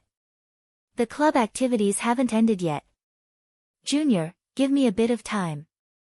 If you're not satisfied at 6 o'clock, you can turn around and leave. I absolutely won't stop you.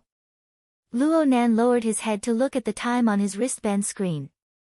What entered his eyes was a sheet of pitch-black darkness. He tapped it again and a low battery prompt appeared on the screen. Then he entered a low-power standby state.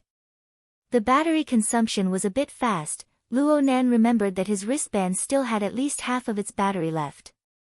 Normally, it wouldn't be a problem for it to last for a month. The current situation clearly didn't make sense. He muttered to himself for a moment before he was forcefully pulled by Xie Junping into the elevator. Chapter 44. Genius 1 second. Remember if you want to go. Shuanet provides you with wonderful novels to read. Xie Junping had already prepared the car downstairs. Acumen College forbade all outside vehicles from entering. What Xie Junping prepared was only an electric sightseeing car. Just like the one that Li Xuecheng was using in the hospital this morning. It seemed that this kind of car was the standard for the rich second generation in the school. Luo Nan's mind stirred a bit when he thought of Li Xuecheng. He sized up Xie Junping with a bit of scrutiny. There was no reason for Xie Junping, who was in the same position as the Burning Wraith, to be exempt from the wantonly distribution of seeds by the Burning Wraith yesterday morning. Luo Nan still remembered that Xie Junping's emotions were on the verge of collapse at the time. This sort of intense negative emotions was precisely the Burning Wraith's favorite. However, from the looks of it, this fellow was completely normal. At the very least, there wasn't a demonic shadow leaping out from his body and screaming at Luo Nan to kill him. Xie Junping naturally didn't know that Luo Nan's thoughts had turned in an instant. He dragged Luo Nan into the car and personally acted as the driver. He drove the car to the northern district of the campus. Luo Nan sat in the front passenger seat and pondered for a bit.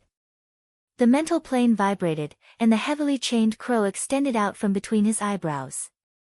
It paused for a moment, then it continued to extend out, drawing close to Xie Junping's body. At the front of the chain, the red light of the abstract symbol flickered, almost like a demonic eye.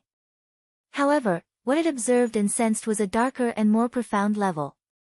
Several seconds later, the red light abruptly increased in intensity, the light almost piercing into Xie Junping's body. However, the heavily chained crow let out a cry, forcefully suppressing this disturbance. There's something fishy going on. Luo Nan wasn't that surprised. After all, logically speaking, it would be strange if he didn't. Moreover, the one inside Xie Junping's body was clearly far less mature than Li Xuecheng's. It was still in a half-hibernating state, and was using Xie Junping's qi and blood to conceal its aura. If Luo Nan were to use himself as a reference, this was probably the stage before he clashed with Li Xuecheng on the warship yesterday. It had already been 2 days, yet it was still so stunted.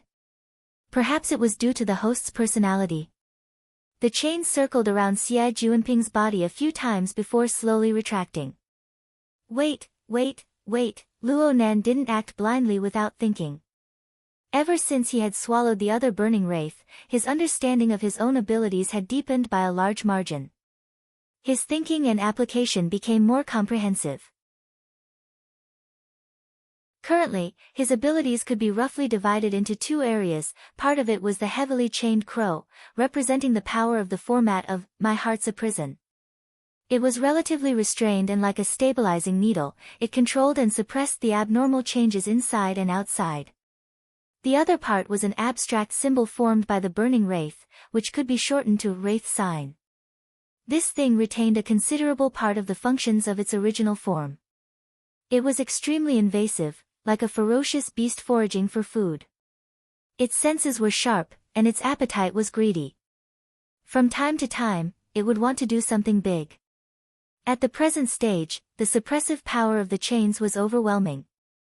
The Wraith sign could only lie dormant and wait for an opportunity in the vast majority of circumstances.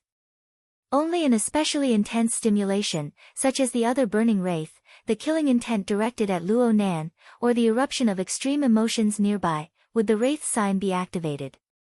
Moreover, all of its actions were under the control of the chains. From this, Luo Ji clearly understood that his foundation lay in the heavily chained crow, in the format, and that the wraith sign was just an application tool. When it came to tools, one had to carefully study their principles and usage. Xie Junping was a pretty good reference.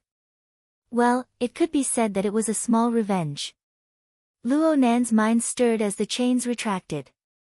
He commanded the chains to streak across his wrist, making noiseless contact with the wristband. The sealed enclosure of the electronic device was completely meaningless to the mental scan. The various devices inside were the same. Correspondingly, Luo Nan discovered that the resolution of his own senses had a limit. He could only have a rough sense of the internal structure of the wristband. It was extremely fuzzy. The only exception was that long thread. It was extremely eye-catching. Or perhaps it could be said that it was too dazzling. When it made contact on the purely mental plane, the dazzling radiance above the long thread was truly like lightning streaking across the night sky. Of Luo Nan's two ability modules, the wraith sign had no reaction whatsoever. As for the heavily chained crow, wasn't this a conducting wire?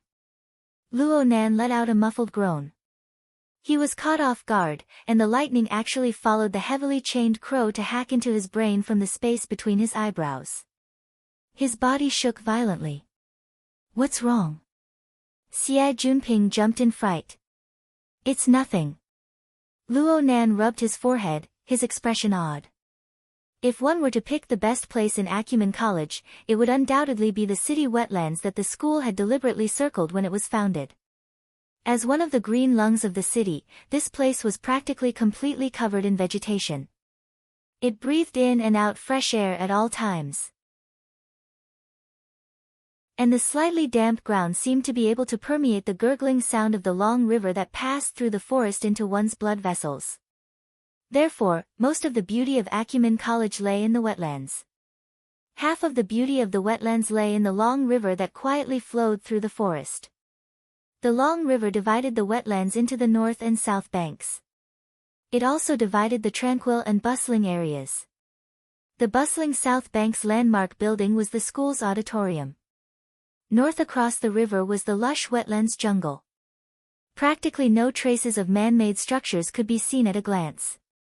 At this time of day, the south bank was like a weave of people, while the north bank was relatively quiet. Xie Junping led Luo Nan into the jungle of the north bank. He seemed to be very familiar with the path. He was always able to pick the smoothest path among the small paths in the forest, and he continued to advance. At the same time, he gave an introduction. Compared to the south bank, the north bank actually occupies the majority of the wetlands. Many of the school's research institutes are located here due to the good environment. However, each one of them comes at an exorbitant price. Not only do they have to pay exorbitant taxes, but they also have strict restrictions on construction materials, infrastructure methods, and structural design. As for the degree of strictness, you'll understand when you look at the auditorium. Acumen College's auditorium was well known among the schools in the entirety of Xia City. It had an ancient Oriental architectural style with flying eaves and arches. It was hidden within the jungle, and it was a part of the wetlands garden. However, the surface portion of the auditorium didn't have any practical functions. Its functional area was completely underground. Only in this way could it accommodate over 100,000 teachers and students attend the ceremony at the same time. See? The auditorium is in the wetlands. You still have to lie down. According to the regulations, no buildings are allowed to exceed 15 meters in height within the wetlands. In other words, it's a quarter of the height of Climbing Hill. The Climbing Hill that Xie Junping spoke of was across the river from the auditorium. Actually, it was just a small mound that was only 60 to 70 meters in height. Right now, the trees on the mound were like a sea. Green, yellow, and red leaves intertwined in a gorgeous display of colors. An octagonal pavilion stood on top of the mound, giving it a wide field of view. One could practically see the entire region. It was the most refreshing view. Actually, Luo Nan quite liked to go up there and gaze at the wind from afar. It was precisely because the scenery here was very agreeable to his heart that he had endured Xia Juanping's suspense all this time. Xia Juanping's mouth gushed without end. There aren't many places in the wetlands where buildings can be built. And no one can bear the crime of destroying nature. If one wants to achieve complete functionality, then one can only find underground space. But the problem is that the geological structure is within the scope of the wetlands protection. The south bank is a bit better, but digging 3 meters down from the north is against the rules. Those research institutes want to act pretentious, and that's bitter. Having said this, he winked. However, there are always exceptions to everything. Xia Juanping extended his finger forward, letting Luo Nan look at the depths of the jungle. There was a corner of a certain building that sprouted dense branches and leaves. The first thing Luo Nan felt when he saw it was that it seemed very old. It was probably because the edges of the building had a rust-like color. It gave people the impression of roughness. Xia Juanping beamed, "Don't look down on it. Gear, which is the building before our eyes, is an exception among the 39 research institutes and society buildings on the north bank."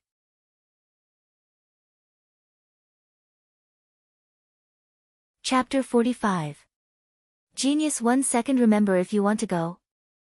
TalkNet, providing you with wonderful novels to read. Gear. Yes. The name is quite strange, right? But I feel like I won't be able to find a more appropriate description in a short amount of time.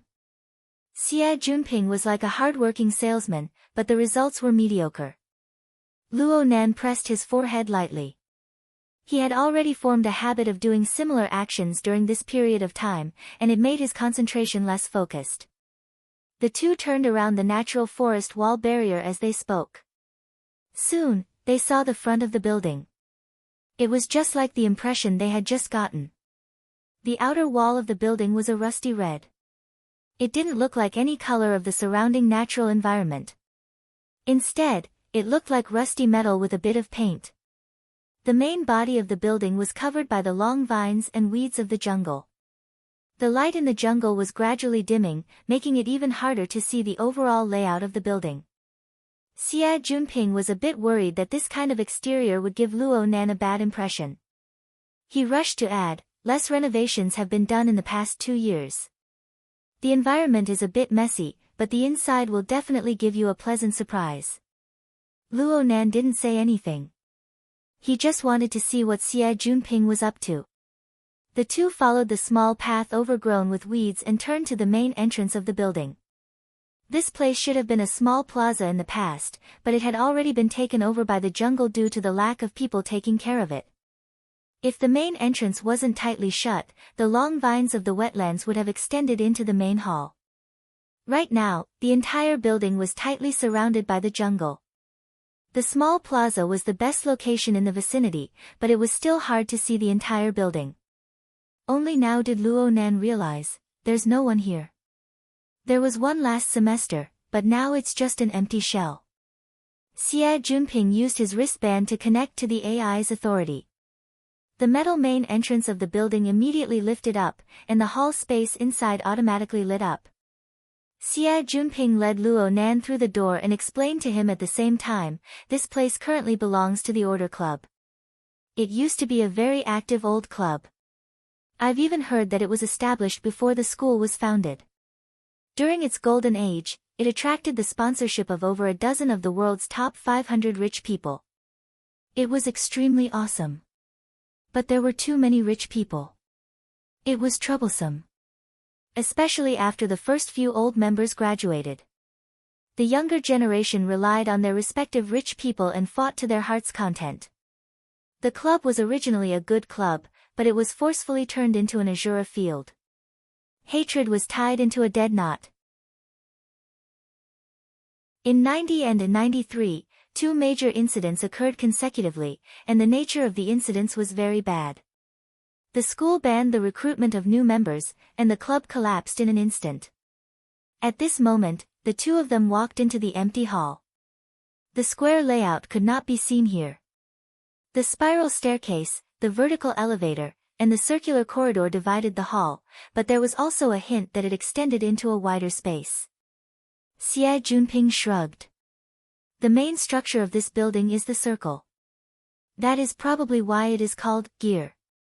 It was said that there were 15 main rooms, halls, and a large courtyard that connected all the floors.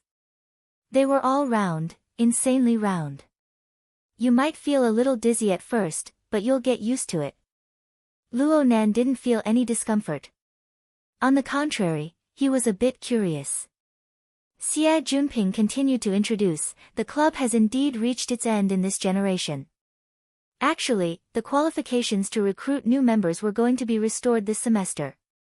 But those idiots didn't court death. Last semester, a financial problem occurred. All of the rich people withdrew from the club, and the flow of funds was completely cut off. The old members left the club one by one. The few that didn't leave were all related to the case. They are still under investigation. Once their crimes are confirmed, the club will automatically disband. Xie Junping sighed hypocritically. The club hasn't even disbanded yet, and there are already people fighting to the death outside. Luo Nan was a bit surprised. This place is very popular. Of course. The club in the school has been eyeing the North Bank for a long time, especially gear. It occupies half a hectare. It is already one of the best among the clubs and research institutes. It was the most eye-catching building on the North Bank back in the day. Over the years, those rich people have added quite a few things to it. More importantly, this is the only location on the North Bank that can be dug deep. Of all the research institutes and club buildings on the North Bank, this is the only place that has enough underground space. In this aspect alone, there was no one that could compare. Those people are throwing money at each other right now. They're just short of ripping each other apart. Xie Junping's spittle flew everywhere as he spoke. The problem was that Luo Nan was completely indifferent to this sort of gossip. His face was stupefied. Xie Junping couldn't help but feel a strong sense of defeat, as if he was flirting with a blind person. He could only take the initiative to give a hint. Junior Nan, don't you want to know who will be taking over in the end? Luo Nan shot him a glance. The results haven't come out yet, right? There are only 2 left. The Construction Society and the Mystic Arts Research Society will take turns bidding. Let's see who can suppress the other. The results will come out in the next 2 days. I feel that the Mystic Arts Research Society has a much higher chance. The Mystic Arts Research Society. Luo Nan naturally paid more attention when he heard that it was the super club that he had misunderstood. Xie Junping's face revealed a strange smile. The Mystic Arts Research Society is going all out for the sake of obtaining this place. They have already promised to completely take over all the debts and personnel of the Order Club. Hee. They don't even think about it. Even if everything goes smoothly, it will be next semester before they finish the process. But if no one takes care of this damned place, it will soon become ruins. When the time comes, it may not be worth the price. Junior Nan, don't you agree? What kind of logic was this? Luo Nan swept his gaze across the large hall. He confirmed that there was certainly an automatic cleaning system here. Perhaps there were even intelligent machines. There was practically no dust floating in the area that he could see. With this degree of maintenance, let alone half a year, there wouldn't be any unforeseen changes even if another 10 years passed. But Xie Junping's words were completely based on another objective. Luo Nan roughly understood. Xie Junping's attitude was already completely clear when he spoke to this point. Junior Nan, you see. If you want to protect the assets of the club to the greatest degree, then you need someone to maintain this building and maintain basic operations. But the resources and connections of the Order Club are of the past. Aside from a pile of debt, there is nothing else. If you want to do this, then you need to spend the funds of the Student Council. If you calculate it down to a minimum of 100,000 a year. This is all a deficit. If there is a person who is willing to enter this already declining club at this time and spend his precious private time to carry out maintenance work for free. Moreover, he doesn't have any club activities to increase his connections. Oh my. That's a huge sacrifice. Junior Nan, this kind of person is hard to find. Your big brother has been worried about this matter for the past few days to the point that my hair has turned white. You see, can you help me solve this problem? Luo Nan looked at Xie Juanping's performance and was speechless for a time. But he was completely clear about Xie Juanping's intentions. This was probably a roundabout way to save the country. According to Xie Juanping's plan, Luo Nan needed to first join the Order Club, which was already on the verge of collapse, and become an official member. Then he would endure for half a semester. Then the club would merge and he would become an unshakable extra. He would enter the Mystic Arts Research Society. This was what Xie Juanping had already promised. This path looked quite good. Of course, it required a high-level cadre of the student council like Xie Juanping to take action. Only then could a club on the verge of collapse be able to go through the entire process and forcefully stuff a new student in. However, the Mystic Arts Research Society was backed by a large financial backer. It was also a circle of rich second generations. Would they really acknowledge Xie Juanping's crude shoehorning? At least right now, Xie Juanping was very confident. He chuckled as he pushed Luo Nan into the elevator. Relax, relax. I'm very familiar with that side. According to the people in the inner circle, they're really sparing no expense in this merger. I've already given them a heads up before. 1 or 2 people isn't much. Junior Nan, I'm not being unreasonable. If it weren't for yesterday's confusion, causing you to miss your exams, why would we need to go around in circles? This damned place hasn't had a good time ever since Yen Hong's reputation was ruined and the research team was disbanded.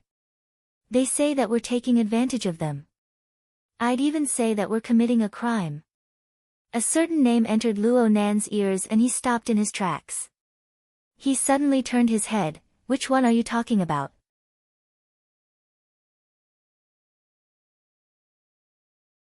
Chapter 46. Genius 1 second. Remember, if you want to go. Shoa.net provides you with wonderful novels to read. Oh, right on target. Xie Juanping's eyes were practically brimming with tears when he saw Luo Nan's intense reaction. Was it easy for Brother MB to hold it in the entire journey? Wasn't it to see this expression on your face? Xie Juanping felt that all of his homework hadn't been done in vain just from this instant's harvest. Even someone as wooden and reserved as Luo Nan had to break through when facing his family's great enemy. His degree of devotion had clearly increased by several levels. If this goes on, I'm not afraid that you won't accept my kindness. Feeling that things were finally on the right track, Xie Juanping relaxed and felt that his acting skills were off the charts. He blinked and pretended to be innocent. What do you mean by that? Luo Nan stared at him. You said Yen Hong. Which Yen Hong? Xie Juanping inexplicably felt a bit weak when facing Luo Nan's gaze. But he still answered step by step. It's the one who used to be a professor at the academy. The one who had an academic scandal in the year 90, Xie Juanping spoke in a roundabout manner, but Luo Nan's words went straight to the heart of the matter, the one that came up with archetype formatting theory. His laboratory is here. Yes, I've been here since I was hired as a professor in 1983 until 1990. Xie Juanping could recite the information he had just collected fluently. If he remembered correctly, these were precisely the 2 most important ear nodes that Zhang Yingying had analyzed to have an impact on Luo Nan's life. Luo Nan was silent for a few seconds. He moved to the side, no longer blocking the elevator door. Xie Juanping took the opportunity to enter, chose a floor, and the elevator began to descend. In an enclosed space like the elevator, where there was nothing to do, silence was the most awkward. Xie Juanping tried to liven up the atmosphere, but Luo Nan took the initiative to speak. Senior, looks like you've done a lot of homework. It's here. That's it. Xie Juanping didn't want to be an idiot who did good deeds without leaving his name.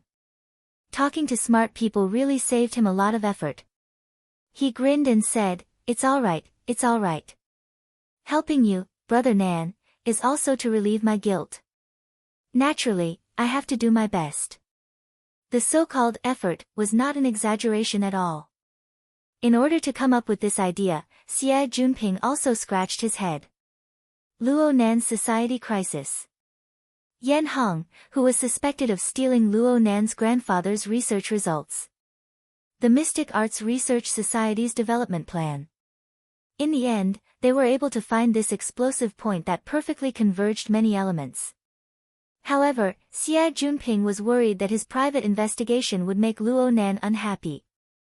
He hurriedly began to patch things up. Junior Nan, I didn't purposely dig up your background. In this day and age, information is everywhere. I just don't like the look of that bastard Yan Hong. He's too damn annoying. Junior Nan, you've been suffering these past few years. Luo Nan turned to look at him. Senior, you really know quite a bit. That's about it. Xie Junping smiled awkwardly. Luo Nan's thoughts ran far too deep. His intense emotions only lasted for a fleeting moment. Now he had returned to his normal state of not showing his emotions on his face. Hard to please. At this time, the elevator had reached the 4th floor, which was about 15 meters underground. The elevator door opened, and their field of vision suddenly widened. This floor has been completely cleared. It belongs to Gear's central control room. The basic layout of the building was that the 4 floors above ground belonged to the Society's activity area, and the 7 floors below ground belonged to the experiment area. The underground space exceeds the above-ground space. Of course, this is the only building on the North Bank to have such a thing. Xie Junping forcefully raised his spirits and explained to Luo Nan, right now the central AI is operating at a low consumption rate. I'll activate it later and we'll be able to find out just how many usable resources are left in this building. Luo Nan's focus was on something else. Can we still find Yan Hong's experimental data from before? This really isn't easy. Xie Junping scratched his head and said, back when Yan Hong's academic scandal broke out, it was said that he specifically designed an experimental accident to destroy many key locations and annihilate the evidence. Afterwards, Quantum Corporation received all of his experimental legacy and they pretty much cleaned out this place. But if we look carefully, we might be able to harvest something? Xie Junping was afraid of dispelling Luo Nan's interest, so he forcefully changed his words in the end. Luo Nan was very clear about these thoughts. He knew that if he didn't clearly express that he enjoyed it, who knew how long this person would be on tenterhooks. But here came the problem. Even if Xie Junping had a life-saving grace, even if Xie Junping held a not insignificant weakness in his hands, was there really a need for Xie Junping to be afraid to this extent? So much so that he was nearly sick many times. Was it because of the burning wraith? One was scared to death. The other hated to death. Xie Junping and Li Xuecheng could be considered two extremes. Oh. Luo Nan suddenly thought of Li Xuecheng and his mind stirred. It seems that the news from this morning should have spread. Especially within this small circle. Rumors and whatnot flew the fastest. He stared at Xie Junping, looking pensive. Xie Junping just felt uncomfortable from head to toe. He was about to speak again when Luo Nan beat him to it. I heard that Li Xuecheng is Senior's best friend? Xie Junping jumped in fright. He really did jump back half a step. His reaction was extremely intense. There's no such thing. You absolutely must not misunderstand. Misunderstand what? So what if it's a misunderstanding? Xie Junping's face was embarrassed, nervous, and even a bit fearful. He spoke all the more carefully. Junior Nan. I'm saying that my relationship with Li Xuecheng is very ordinary. This matter. I'm talking about yesterday's matter. What's the difference between yesterday and today? Luo Nan's series of questions nearly caused Xie Junping to collapse. So Luo Nan didn't force him any further. He just confirmed a fact. It seemed that this fellow Xie Junping was the one who had misunderstood something. A few clues converged in his mind. It was as if he had constructed a sketch out of thin air. Luo Nan's thoughts suddenly became clear and he blurted out, "Senior was also in the medical department this morning?" The moment he spoke, he discovered that this judgment had jumped far too far. However, the results were extremely shocking. Xia Junping staggered, nearly falling face first onto the ground. Luo Nan grabbed him by the shoulder, saving him from the pain of his face hitting the ground. But Xia Junping's reaction was absurd to the extreme. He screamed, "I didn't see anything." All right, the matter was finally made clear. Xia Junping really was in the medical department this morning. Moreover, he was in the same hospital as Li Xuecheng because of a fight over a woman's affections. Li Xuecheng ran fast during the earthquake, so Xia Junping fell behind. Li Xuecheng and his group were in a hurry. They didn't see Luo Nan in the crowd, but Xia Junping did. And he saw with his own eyes that Li Xuecheng and Luo Nan passed each other for a few seconds before Li Xuecheng fell unconscious.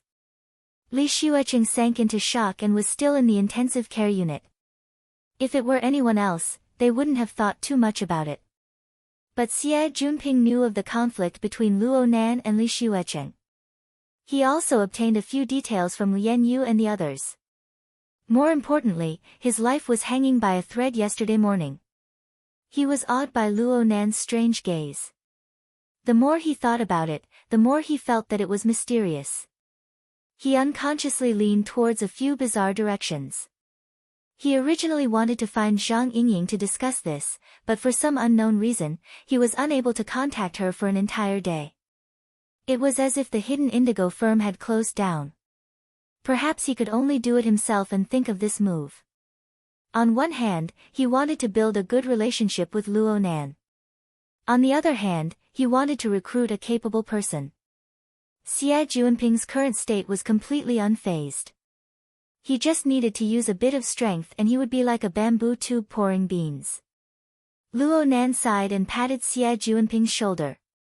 Xia Junping had said so much, but he had missed the most crucial reason. Of course, Xia Junping himself was completely unaware of it.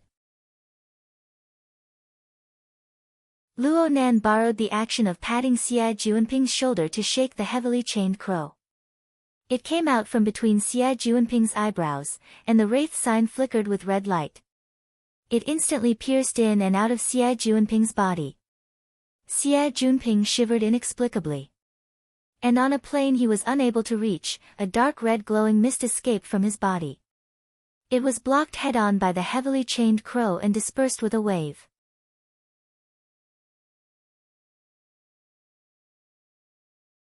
Chapter 47. A Genius in 1 Second. Remember Love? SpeakNet, providing you with wonderful novels to read. Luo Nan deliberately suppressed the wraith sign's devouring of his life essence. The turbulence on the mental plane ended in a short 2 seconds. Xia Junping couldn't avoid receiving a bit of impact, but it should be within an acceptable range. Luo Nan saw that Xia Junping was absent-minded, so he patted his shoulder in an attempt to comfort him. But who knew that Xia Junping would shake his head before Luo Nan could say anything? His gaze drifted and he spat vaguely. What's that sound? Is he talking nonsense? This was Luo Nan's first thought. But then he noticed that his heavily chained crow slowly trembled and retracted, emitting a crashing sound. Senior? What did you hear? Xia Junping's face turned towards Luo Nan, but his gaze was unfocused. He opened his mouth and suddenly fell backwards. Luo Nan had to support him to prevent the back of his head from smashing into the ground. But right now Xia Junping had already sunk into an unconscious state. He was drowsy, as if he was having a nightmare. His body temperature rose and fell, causing his wristband to start a health alarm and send a signal outwards. The problem was that they were 15 meters underground, and they were in the former laboratory. The signal shielding was in place. No matter how advanced the wristband was, it was destined to be useless. The effects of destroying the parasitic burning wraith were this serious? Luo Nan absolutely didn't expect this. He had clearly controlled the damage to Xia Junping's life force. Could it be that the connection between the burning wraith and Xia Junping on the mental plane was deeper than expected? Luo Nan's expression was grave. He let Xie Junping lie on the ground, and the heavily chained crow came out again. He let the wraith sign probe Xie Junping's body from inside out. The problem was that there were no more abnormalities. At least on the level that the wraith sign was able to probe. As for the state of Xie Junping's body, Luo Nan was even more powerless. The structure of the human body was far too precise and complex. Luo Nan had used drugs to shape his format and mutate his nervous system. This was already a bold cognition and transformation of the body. But what he understood was still a drop in the ocean. Luo Nan really didn't wish for Xie Junping to be like this. But things had already happened. He couldn't do anything about it. He pondered for a moment, then he carried Xie Junping on his back. He prepared to deal with Xie Junping on the surface. From the functions of Xie Junping's wristband, as long as the signal could go out, he should be able to alert the network and call for medical help. Truthfully speaking, carrying Xie Junping on his back wasn't easy for Luo Nan at all. This guy weighed about 70 to 80 kilograms. He was unconscious and didn't know how to cooperate, which made him even heavier. Luo Nan was soon covered in sweat. Fortunately, the elevator was in sight. He freed a hand to press the button, but he clearly heard a warning beep at this time. It seemed to be coming from Xie Junping's wristband. Luo Nan thought that something was wrong with Xie Junping again. He hurriedly put Xie Junping down and prepared to check on him. But he never expected that in this instant, the sound of an electric switch would ring out and everything before his eyes would suddenly sink into pitch-black darkness. Luo Nan was stupefied for half a second before he suddenly lowered his head. At this moment, there was still a bit of light in the darkness. It came from Xie Junping's wrist, his bracelet. A series of messages flooded the screen. The person granted temporary authority will enter a state of unconsciousness. The laboratory's defense system had entered level B. The awakening function was activated, but the person who granted temporary authority did not respond. There are no other authorized users within the laboratory. The laboratory's defense system entered Grade A status. The energy system was shut down, the communication system was shut down, the transportation system was shut down, and the life support system was shut down. The laboratory was locked down. The messages finished flooding the screen and the glow of the wristband was extinguished. The faint luster was like the mocking gaze of a devil. It blinked once and then it was ignored. Luo Nan touched the wristband in an attempt to save it, but the wristband's personal defense function was activated. No matter how he touched it, there was no response. Luo Nan smashed his fist heavily against the elevator door. Modern society was undoubtedly a society of authority. The Internet of Things covered every corner of the city. The level of electronic authority determined where you could go in the city and what level you could go. Your body was free, but your authority was controlled. Using the identity of a low authority to forcefully break into the boundaries of a high authority was like hitting your nose against a wall. Or you would be like Luo Nan, trapped on the spot by an inexplicable trap. Authority traps were very common. They were usually located in important locations like elevators, corridors, and other relatively confined and narrow areas. The purpose was to trap unauthorized trespassers and then hand them over to the police to deal with. The area that Luo Nan encountered was much more spacious, but the location wasn't ideal. This was an enclosed space 15 meters underground. In this place, the darkness was like a demon that existed everywhere. The silence permeated the air, conveying unease and fear. Luo Nan stood at the elevator door. He could clearly hear his and Xie Junping's breathing. Several seconds later, he put Xie Junping down and leaned against the elevator door. "Hey, wake up." Xie Junping didn't respond. Pa, there was still no response. Calling, slapping, pinching, and other methods were all used. Xie Junping was still in an unconscious state, but his body temperature had calmed down quite a bit. Luo Nan was speechless. He stood there for a dozen more seconds before smashing the elevator door again. But this time it was a bit lighter. Then he carried Xie Junping on his back and walked back. The darkness followed him like a shadow. This was the most thorough darkness. The dam defense system of the laboratory had cleanly cut off all energy. There really wasn't any light at all. Luo Nan originally wanted to use his own wristband for illumination, but the wristband had entered a low-power state half an hour ago due to the long wire. A bit of light was equivalent to nothing. He simply didn't need it. The darkness had no meaning for him anyway. The dark chain stretched out once more. The wraith sign at the front flickered with a bewitching red light. This light only flickered on the mental plane, but it shone onto the plane of reality through some form. It allowed Luo Nan to observe the surrounding environment without using his naked eye. In a certain sense, it was even clearer than the naked eye. This could be considered as the out-of-body perspective of the soul. In any case, the feeling of being able to see the environment clearly was quite good. The unfathomable things within the pure darkness were swept away in an instant. The pressure on the mental plane was somewhat alleviated. Luo Nan found a chair in the empty central control room. He placed Xie Junping on it and ignored him for the time being. He walked in front of the control panel that had already been completely shut down. He casually pressed a few buttons, but there was no response at all. The threat of reality was still as heavy as ever. Luo Nan didn't forget the last bit of information that flashed on Xie Junping's wristband. Of the several systems that had been completely shut down, the most fatal was undoubtedly the life support system. If this system didn't constantly circulate air in the enclosed space 15 meters underground, the trapped people, including trespassers and temporary authority holders, would face the risk of suffocating to death before long. From this, it could be seen that the owner of this laboratory was truly vicious and merciless. If one were to scrutinize the legal provisions, this was undoubtedly illegal.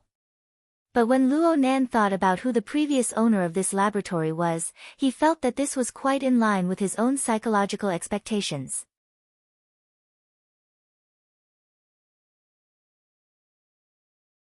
Chapter 48. Genius 1 second. Remember, if you want to go. Shuanet provides you with wonderful novels to read.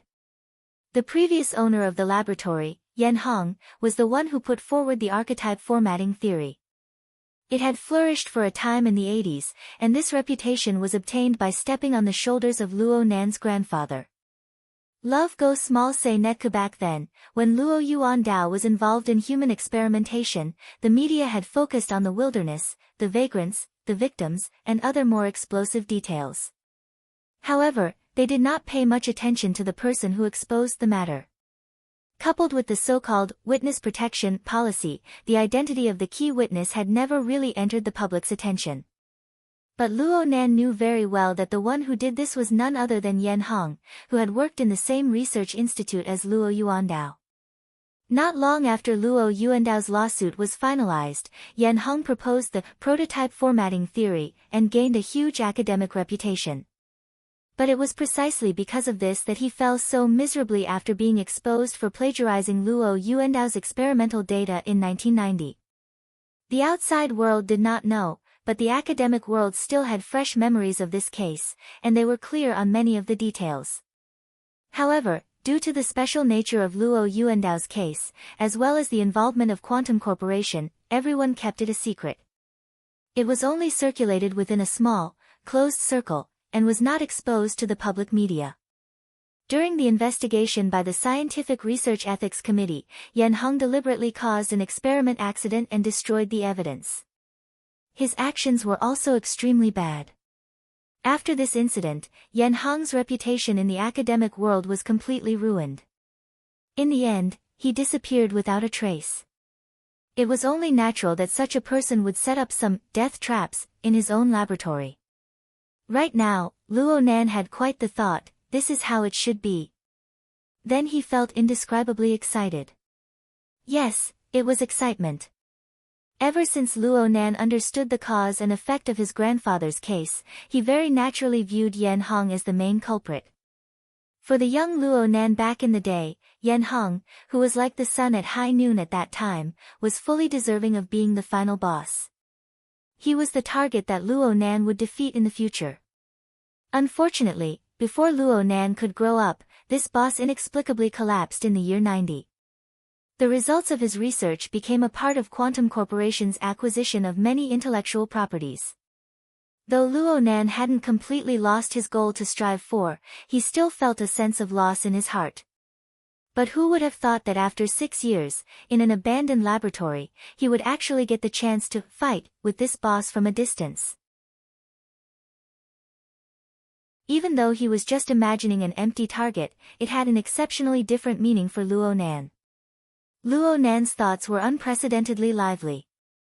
His courage and boldness were unleashed to the extreme. He took a few deep breaths to calm his mind. He stood in front of the control panel, and the heavily chained crow cut into it.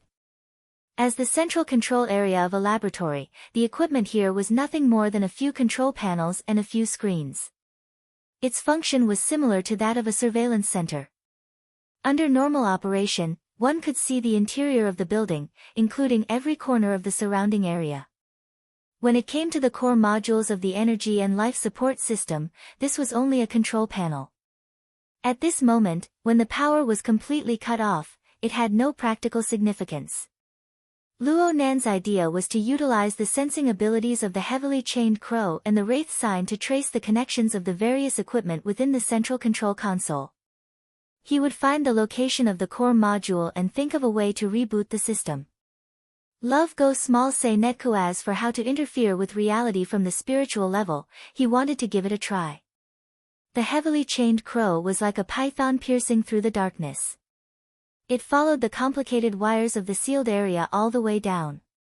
The wiring of the laboratory was extremely clear. The highly integrated structure saved Luo Nan quite a bit of trouble. During this time, he only made one mistake before he found the true location of the central control system. One end of this place was connected to the independent power station of the laboratory. The other end was connected to the core supercomputer and every other system module. Frankly speaking, this was a bit too unfriendly for Luo Nan, this electronic noob. Luo Nan hesitated for a bit before choosing the power station. After all, the most fatal problem right now was the power outage. If he could realize the reactivation of the power station, then he would have won half the battle. But right when he changed the direction of the heavily chained crow, the depths of his brain where his main body was located felt a slight numbness. Then there was a flash of electricity that directly hacked out. It was that mysterious and unfathomable long thread. Of course, in this enormous laboratory, the long thread couldn't even be considered a strand of hair. But the lightning that it had transformed into traveled along the heavily chained crow. In the blink of an eye, it leaped out from the front end of the chain and disappeared within the dense electrical wiring. Luo Nan covered his head. He couldn't understand what he was thinking for a time. This long thread was a little too strange. When the long thread seeped into his wristband, it inexplicably opened up an interface that should have been on the flexible e-ink screen. It also consumed a large portion of the wristband's power. Luo Nan's initial judgment was that it was a special kind of electronic device. It was possible that it had integrated a processor, a memory module, a sensor, and many other functions. But when Luo Nan's heavily chained crow swept past, the long thread actually had an intense reaction. It charged all the way into his brain in an inconceivable manner. Luo Nan's period of absent-mindedness was because the long thread seemed to have fused into a certain location in his brain. But it possessed an intense sense of existence. The brain didn't feel pain. The so-called sense of existence was either a kind of abnormal electrical signal or a kind of reaction on the mental plane. Luo Nan was inclined towards the latter because the long thread clearly had a subtle exchange of information with the heavily chained crow. It was just that he was still unable to understand the level of information. Luo Nan had already given a rather high evaluation of this magical toy that the coward had hidden in the flexible e-ink screen. But today, this thing had given him a new surprise. Even though the long thread had broken away from the heavily chained crow, there was still a clear connection between the two. Luo Nan could sense it from this. The electricity it transformed into followed the cable and advanced in a reverse direction. It instantly entered Luo Nan's estimated location of the power station. That area suddenly brightened a short second later. From Luo Nan's perspective, the surging electricity simply seemed to be assaulting his face on the level of his senses. Under his influence, the heavily chained crow suddenly retracted. But it was still too slow when compared to the conduction of electricity at the speed of light. It was because of this slowness that an inconceivable marvel unfolded before Luo Nan's eyes. Amidst the blinding lightning, he saw a tree that had suddenly grown. Its roots grew within the power station and its trunk followed the flow of electricity to ram into the central control system. Then its countless luxuriant branches cut into the various system modules. The laboratory that was as silent as death came alive in an instant. An innumerable amount of electrical signals converged from each system module before being transmitted densely. The direction of the signals was clearly towards the heavily chained crow that was already trapped within the enormous tree. It was also clearly towards Luo Nan's side.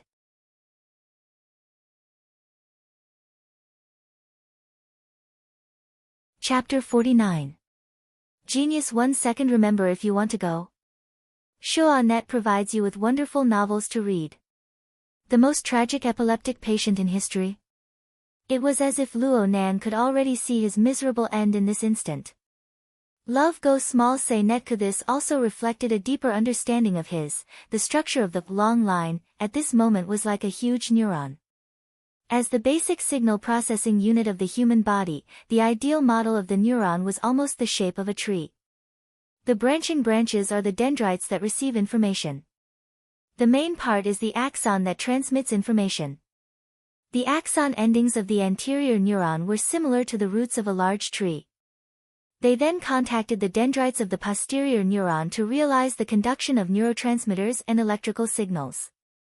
Just like at this moment, the tree, growing between the various system modules in the laboratory, was collecting a massive amount of electrical signals from the various system modules and transmitting them. The problem was that this large neuron had a different structure compared to a normal neuron. It did not realize autonomous operation. Instead, it used its roots as an external source of energy. The end point of the transmission of information became the heavily chained crow that fused with the main trunk. In fact, it was Luo Nan. In a certain sense, the large neuron that was the incarnation of the long thread was like an external artificial organ for Luo Nan. This was a very magical thing. If it was used well, it would have endless potential. However, the information transmission mode of large-sized neurons was much more violent than that of normal neurotransmitters. Hundreds of millions of electrical signals swarmed in. No matter who it was impossible for them to process such a huge amount of information that passed through the same route at the same time. Luo Nan tried to sever the connection with the heavily chained crow, but how could this sort of subtle connection on the mental plane be so easily severed? It was as if he could already see himself drowning in the electrical signals and suffering from convulsions in an instant. However, what Luo Nan waited for wasn't a flood of electrical signals a second later. Instead, it was a bright and familiar interface. The central control room lit up, but it wasn't the brightly lit kind. The energy and information controlled by the large-sized neurons were presented in a rather restrained manner. An exquisite and peerless transformation was completed between the enormous amount of photoelectric signals. The results were transmitted to the enormous screen in front of Luo Nan. What was displayed on the giant screen was none other than the flexible e-ink interface that had accompanied Luo Nanda for 5 years. Without a doubt, this was another masterpiece of the long line. On the small screen of the bracelet, and on the giant monitor screen that spanned half the room, it used this method to announce its existence. Luo Nan was a bit stupefied when facing the enormous flexible e-ink screen interface. At this moment, what he saw was not only the flashing interface, but also the operating principles behind it. The structure of the large-sized neuron was full of the flavor of bionics. As a nerve cell, it naturally had the basic structure of a cell body. Through the heavily chained crow, Luo Nan discovered this region at the junction between the main trunk and the branches of the large tree. This was the first place where the tremendous amount of electrical signals were transmitted back from the lush branches. Functions that Luo Nan was unable to explore were integrated here. But at the very least, it had the functions of analysis, filtering, transcoding, and compiling. It was like a set of processor chips, or perhaps it was an auxiliary subbrain. First, it transformed the enormous amount of signals into something concise, clear, and easy to understand. Only then did it truly return to the central control system and Luo Nan's brain. This prevented massive amounts of information from damaging the brain, truly realizing the incredible function of an external neuron. This was not some fantastical thing, but a real operating mechanism. Love Go Small Say Netka. The information technology involved in the conversion of mental and material signals, the interaction technology between man and machine, was undoubtedly something that people could only look up to. Was this a level that Earth's technology could reach? Luo Nan pondered for a while, but he still didn't gain anything. He could only return his attention to the interface that he could understand. At first glance, the flexible e-ink screen's interface was still the same style, but there were still some changes. The interface that Luo Nan used was always very refreshing. There weren't many applications that he chose. For example, he usually only used the flexible e-ink screen to surf the web, draw, read e-books, and so on. He didn't download any extra applications. There were exactly 8 application icons on the main interface. Among them were the 5 basic functions of the system: time, calendar, video player, browser, and settings. Luo Nan downloaded the file editor, and his cousin's group forced him to download the popular communication software on the market. Finally, there was the drawing software that had always existed. These application icons were arranged vertically, taking up 2 rows. There were 4 icons in each row. The layout was clear at a glance. But at this time, Luo Nan clearly saw a new icon on the enormous screen. It was a crisscrossed gear structure. If it weren't for the difference in color, it would have been mistaken for a classic setting icon. And the icon's logo was very direct. It was the word gear. The external neuron also had the ability to automatically download applications. Luo Nan's thoughts stirred slightly. The telepathic sensing he had experimented with before was actually still working. A new interface opened up, and a set of building plans and elevations appeared in front of Luo Nan. Luo Nan confirmed with a glance that this was, without a doubt, the building blueprints of gear. This was because the characteristics of this set of blueprints were far too distinct. No wonder it was called gear. The entire building had at least 100 circular spaces that could be seen. They were scattered in various locations of the 7-story building. And looking at the structure, there were indeed a few doors and entrances that were designed in the rack style. Just looking at the floor plan, the entire building was like a heavy machine. Every part of the building was connected together in a gear-driven manner, forming an inseparable whole. It was marvelous and exquisite. There was also a row of options on the left side of the interface. Right now, practically all of them were grayed out. None of them could be selected. Only the option at the very bottom was still filled with a full luster. The name of the option was quite strange: observation platform. Luo Nan was unable to understand. A sound came from behind him right when he was baffled. Luo Nan's mind stirred, and the interface of the giant screen faded away. The central control room was restored to a darkness where one could not even see their fingers. It was unknown what kind of dream Xie Junping was having at this time. His hands and feet danced in joy, but he was completely unaware that he was sitting on a chair. He instantly lost his balance, toppled over, and fell down solidly. F***ck me, this time, Xie Junping actually woke up completely from the fall. He cursed and extended his hand to cover his head. He opened his eyes, but all he could see was darkness. He clearly hadn't come back to his senses. He shouted over there, "Turn on the lights." Luo Nan used his wristband, which was close to shutting down, to emit a bit of light, fulfilling Xie Junping's wish to a certain extent. In this sort of place, under this sort of lighting, the sudden glimmer of light and the silhouette of a face could really scare a person to death.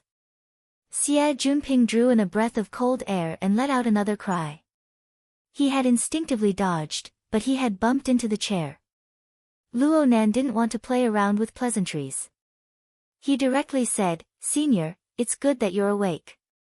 You were probably in a bad state just now, so you fainted. The laboratory detected that you lost consciousness, so they cut off your temporary privileges. The energy and life support systems have all stopped working. Take a look and see if your privileges have been restored." Ah. Xie Junping used 5 seconds of time to digest the information Luo Nan transmitted. He immediately quivered and finally woke up. He didn't have the time to ask how he fainted in the end. He immediately lit up his wristband and dealt with the issue of privileges. About 3 seconds later, Xie Junping kicked away the chair next to him with a loud bang. Then, he started cursing loudly, "Damn it. You said I need to reapply. Give me a fucking signal."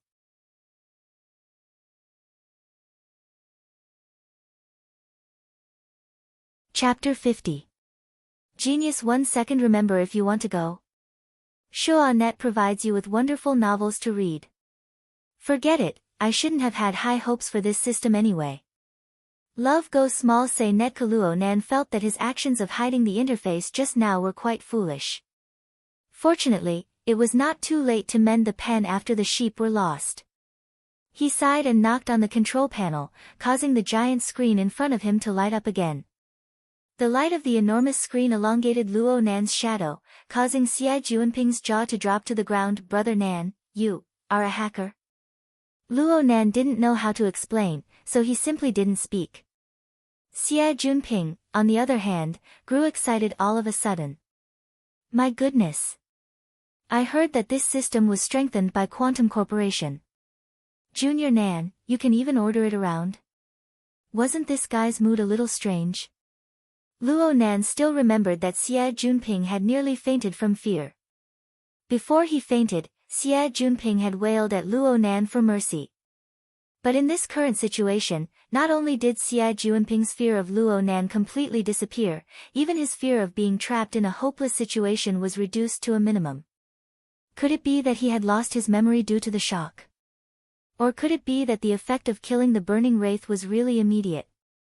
Luo Nan didn't come to a conclusion after a short period of pondering, so he put this matter to one side. He reopened the gear interface and focused on the observation platform option. Several seconds later, he pressed it with his mind.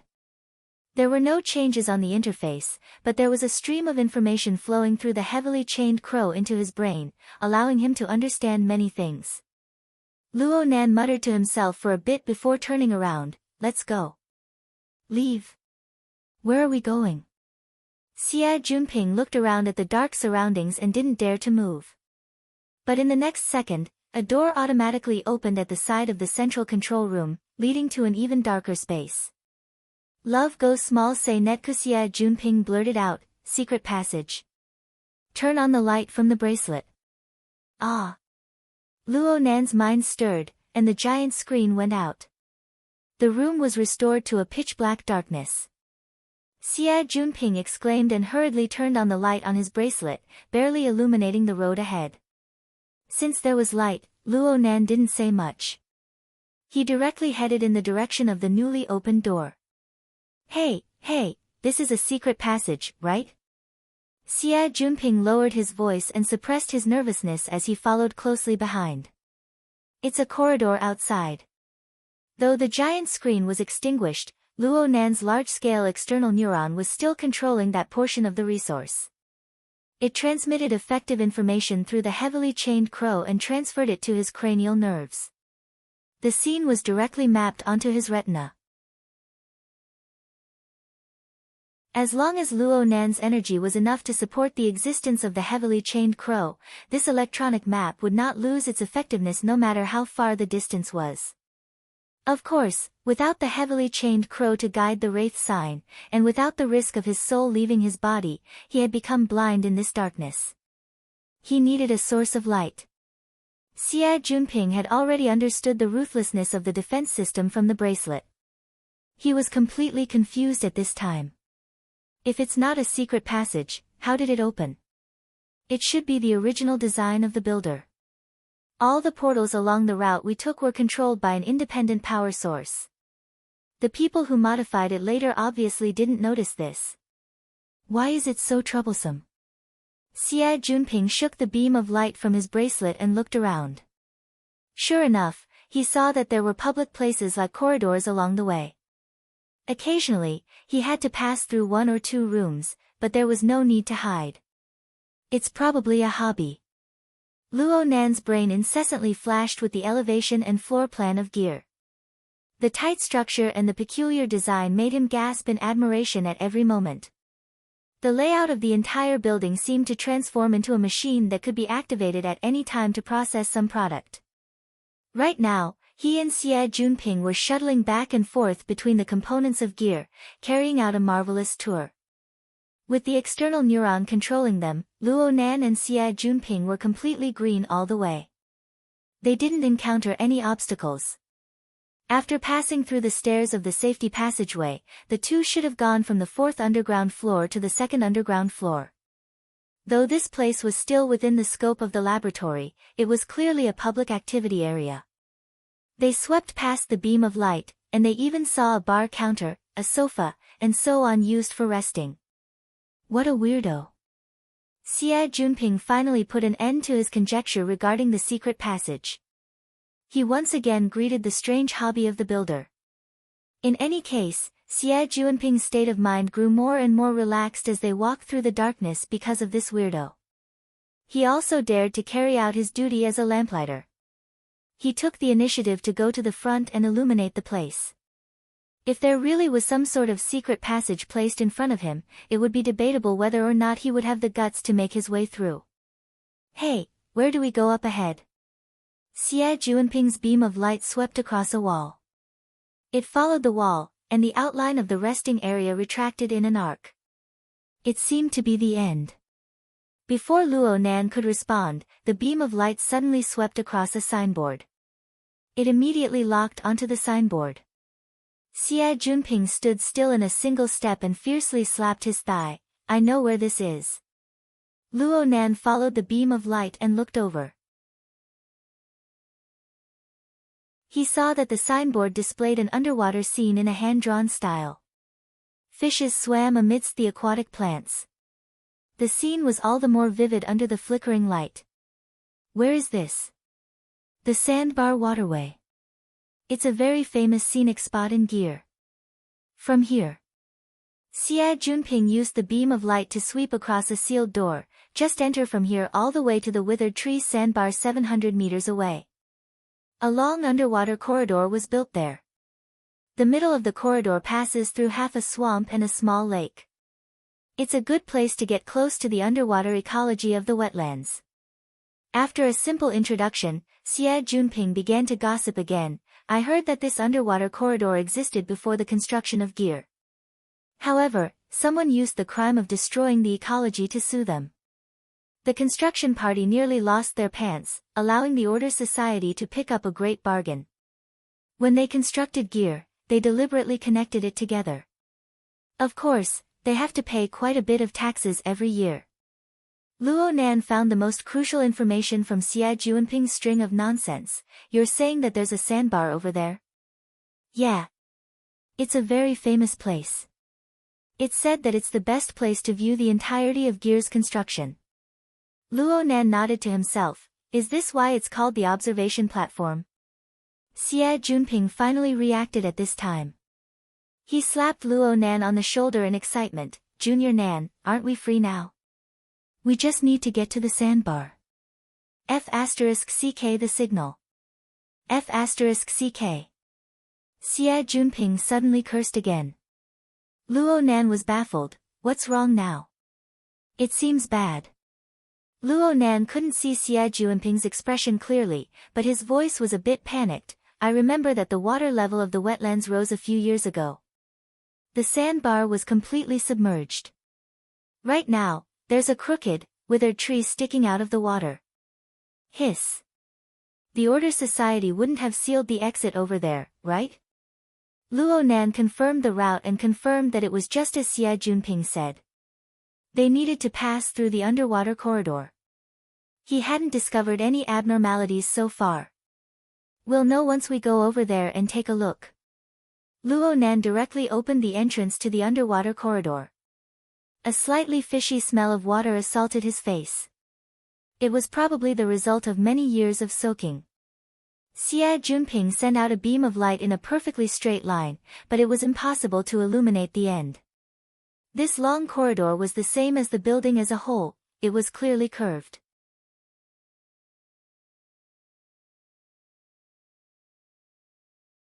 Chapter 51.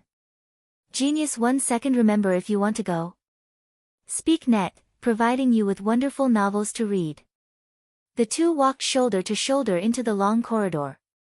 It was still extremely dark and quiet, but the effect was completely different from the deathly stillness of the laboratory. Even though it was dark, they could see rippling water waves within the murkiness as they walked along the long corridor. A tiny amount of sunlight was refracted within the water. It was extraordinarily vivid. There were also faint sounds transmitted from the glass walls on all four sides. The underwater life forms were affected by the light. They came one after another, scraping against the glass walls. The quieter it was, the louder it was. There was one time when Xia Junping couldn't hold back his curiosity. He shot a beam of light into the water and illuminated an alligator. Xia Junping saw the malevolent head crash against the glass wall with a rumble. He instinctively dodged, but he collided fiercely against the other side of the wall. The collision caused tears to flow out. He became much more well-behaved from then on. No matter what, he had to walk along the center of the long underwater corridor. He even took the initiative to lower the brightness of the lighting. In the end, he arrived at the end of the long corridor without any danger. There was clearly a bend here. Xia Junping walked to the corner, trembling with fear and trepidation. He used his wristband to illuminate it, and what entered his eyes was a thick and heavy alloy door. He looked at the series of steel bolts that came down from above, and his entire body felt unwell. Xia Junping threw himself over and fiddled with it for a long time. In the end, he fiercely kicked the door 3 times, but only muffled thuds rang out. It was clear that the place had already been filled with water, soil, and sand. He thought of the most important matter and lowered his head to look at the signal. It seems like there's a bit. There's only a meter or two between here and the ground. The problem was that the water and soil layers were mixed together. It possessed an extremely powerful electromagnetic shielding effect. Xia Junping's wristband could be considered quite powerful, but it was still very hard for him to receive a clear signal. Xia Junping tossed and turned until his forehead was beaded with sweat. Luo Nan shifted his gaze to other locations in the long underwater corridor. He followed the electronic map on his retina and felt his way along the seemingly seamless inner wall. His actions were far too obvious. Xia Junping, who had suffered setbacks time and time again, was attracted over. He copied Luo Nan and lightly knocked on the inner wall, but he couldn't hear anything at all. There weren't any hidden doors along the way. There's no need to break here. Those architectural designs are quite arrogant. Xia Junping's words were very insightful. In fact, the path on the electronic map that Luo Nan obtained ended at the sealed alloy door. There were no other directions. Luo Nan also tried to remotely control this door, but this was clearly a clumsy and purely physical isolation. It was completely immune to all advanced electronic remote control technology.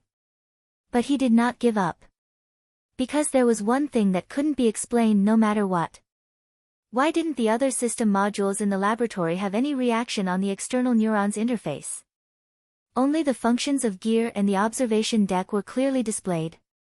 According to various information, the route of the observation deck was set up before Yan Heng established his laboratory. Was it a natural fit, or was it a deliberate modification later? If the subsequent modifications were so ingeniously different from Yan Heng's laboratory design, was there some kind of targeting? Along the way, they had been in the most ordinary public places. It seemed that only at the end of this corridor would there be some hidden spaces. If there really was a problem, it would be here. Luo Nan pondered for a moment before decisively ending his infiltration of the laboratory's system modules. He withdrew the heavily chained crow. It was worth mentioning that the external neuron had a higher priority with his mental connection. Once the heavily chained crow retracted, the external neuron transformed back into a long line of electricity and returned to his brain. Love go small say netku, what an inconceivable object, Luo Nan shook his head. He didn't want to waste too much time on this for the time being. Instead, he operated the heavily chained crow and drove the wraith sign to sweep and slice this area vertically and horizontally. All of these physical barriers were completely meaningless to the heavily chained crow and the wraith sign. Got it. Luo Nan suddenly raised his head to look at the alloy steel plate above him. 95% of the material that formed this underwater corridor was tempered glass. Only the two ends were fixed with metal. Normally, no one would pay attention to this. But when the heavily chained crow swept past, the material at a certain location above was clearly completely different from the alloy steel plate and tempered glass. Hey, where are you looking at? Xia Junping noticed Luo Nan's abnormality.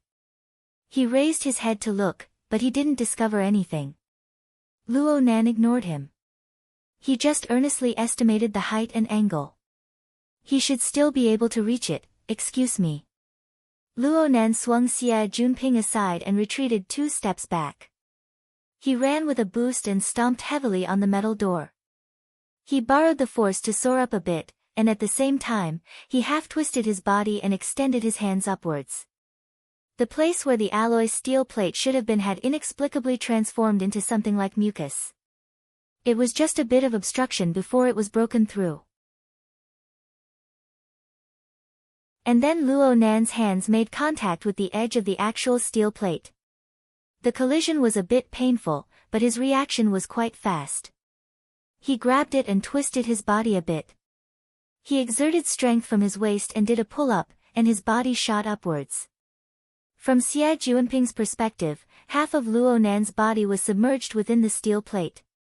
Then Luo Nan's 2 legs swayed, and he disappeared without a trace. F***ck me. Mimicry film. Xia Junping's family had some business with the military. He was able to call out the name of this cutting-edge product in a single breath. This was truly a glimmer of hope at the darkest hour. It was worth celebrating. But here came the problem, it seems that I can't do this sort of high-difficulty leap and climb. Even with Luo Nan's help, Xia Junping still wasted at least 10 minutes in order to barely pass this checkpoint that tested his control. And when he truly made contact with the space above, he couldn't help but curse, "Oh my God."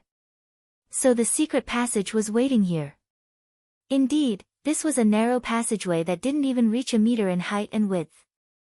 One needed to bend their knees and crawl in order to pass through. It was completely different from the entire route they had taken before. What happened to the designer's pride? This place should have been opened later. It's different in front. Luo Nan had already done some scouting while Xia Junping was wasting time. He led people to crawl over right now, and soon they displayed a completely different style. When the horizontal narrow passageway ended, the structure suddenly flipped upside down. It became a vertical space. Though it wasn't very spacious, it was more than enough to accommodate 2 people at the same time. Most importantly, it was much more comfortable. Under the illumination of the light, a wooden stone staircase spiraled upwards. Though there was light shining down, they still couldn't see the end. They touched it. It was very moist, but it was very clean. The 2 climbed up the staircase. Xia Junping touched the inner wall with curiosity. It looks like tree bark. Hey, look at this position. Don't tell me we're inside a withered tree in the sandbar. Maybe. Luo Nan responded, the tree body should be filled with some sort of bionic material. It looks like it's close to decay, but it's actually extremely tough. Wow! This is a treehouse. The symbolic plant of the withered tree sandbar is a treehouse. Just what year and what month is this extravagant work? Holy crap! What the hell is this? Suddenly a black shadow rushed past Xia Juanping's eyes, leaping straight into the base of the tree. The shadow itself wasn't that big, but its speed was quite fast. It was unknown which path it took, but there was a faint sound of water. Then there was no more sound.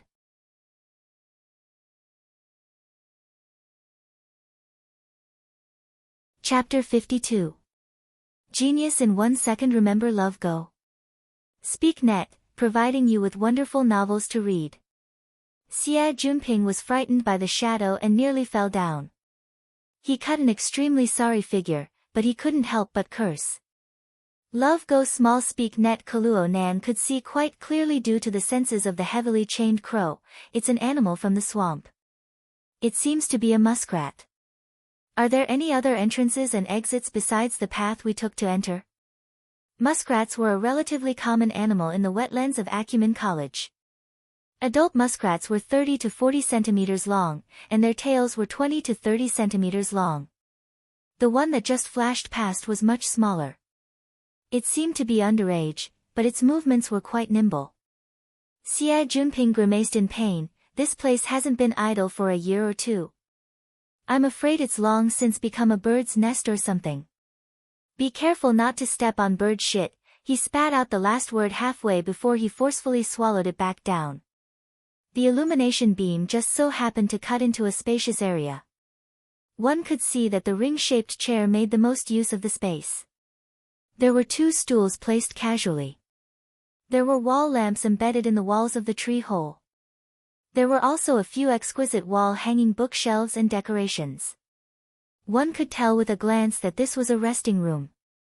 How big could a tree hole be? The usable area before their eyes definitely didn't exceed 3 square meters. It really couldn't even fit a bed. But the exquisite layout made the most use of the characteristics of the ring-shaped space in the tree hole. It gave off a rather relaxed and leisurely feeling. Xia Junping immediately forgot his previous words and clicked his tongue. You know how to enjoy yourself. Amazing. There's another floor above. Luo Nan pointed at the stone steps that continued to extend upwards and continued to walk. Why do I feel like this project isn't the least bit inferior to Gear? Especially after so many years. They're actually able to keep this a secret. Their mouths are too tight. Xia Junping followed Luo Nan as he climbed up. He had the tendency of turning from a hater to a fan. The two arrived at the upper floor as they spoke, which was also the top floor of the small tree hole. The layout here was a bit simpler. It even looked a bit spacious at first glance. There was only a table embedded in the wall of the tree hole. In front of it was a low stool modified from an irregular protrusion of a withered tree. The table was very clean. There was only a round tray placed on it. Xia Junping recognized it as the base of an old projector photo album. The projector probably ran out of power and went out. But as long as it was charged, it should be a very direct clue. Luo Nan was paying attention to the various areas within the tree hole. He fumbled around and pulled out a lot of brackets, braces, and other strange things, most of which were set up around the table. From their positions, it was obvious that this was a workshop. As long as the corresponding equipment was installed, it could handle ordinary research work. It was enough for a designer. Xia Junping watched from the side with interest. He also squeezed over to see if he could pull out any more airs. Luo Nan didn't squeeze with him. He moved to the opposite side of the table, to the most spacious area. There weren't any wall installations here, but if one looked carefully, there was a circle of irregular and narrow veined patterns. It roughly circled an area of about a square meter. He reached out and touched it, exerting a bit of force from the left and right. The inner wall of the bark in this area was like an unfolded scroll, flipping open to both sides. The next moment, sunlight shone in. The change in the light made Xia Junping, who was on the other side, suddenly turn his head. In reality, he had been tossing and turning in the laboratory and the tree hollow cabin for more than half an hour. It was already around 6:30. Night had already descended in Xia City, and the sky outside was rather dusky. Within the gloomy wetland jungle, several hundred meters away, only a vague silhouette could be seen. It was impossible to see clearly with the naked eye. But Luo Nan didn't know why, but he had a very good feeling at this moment.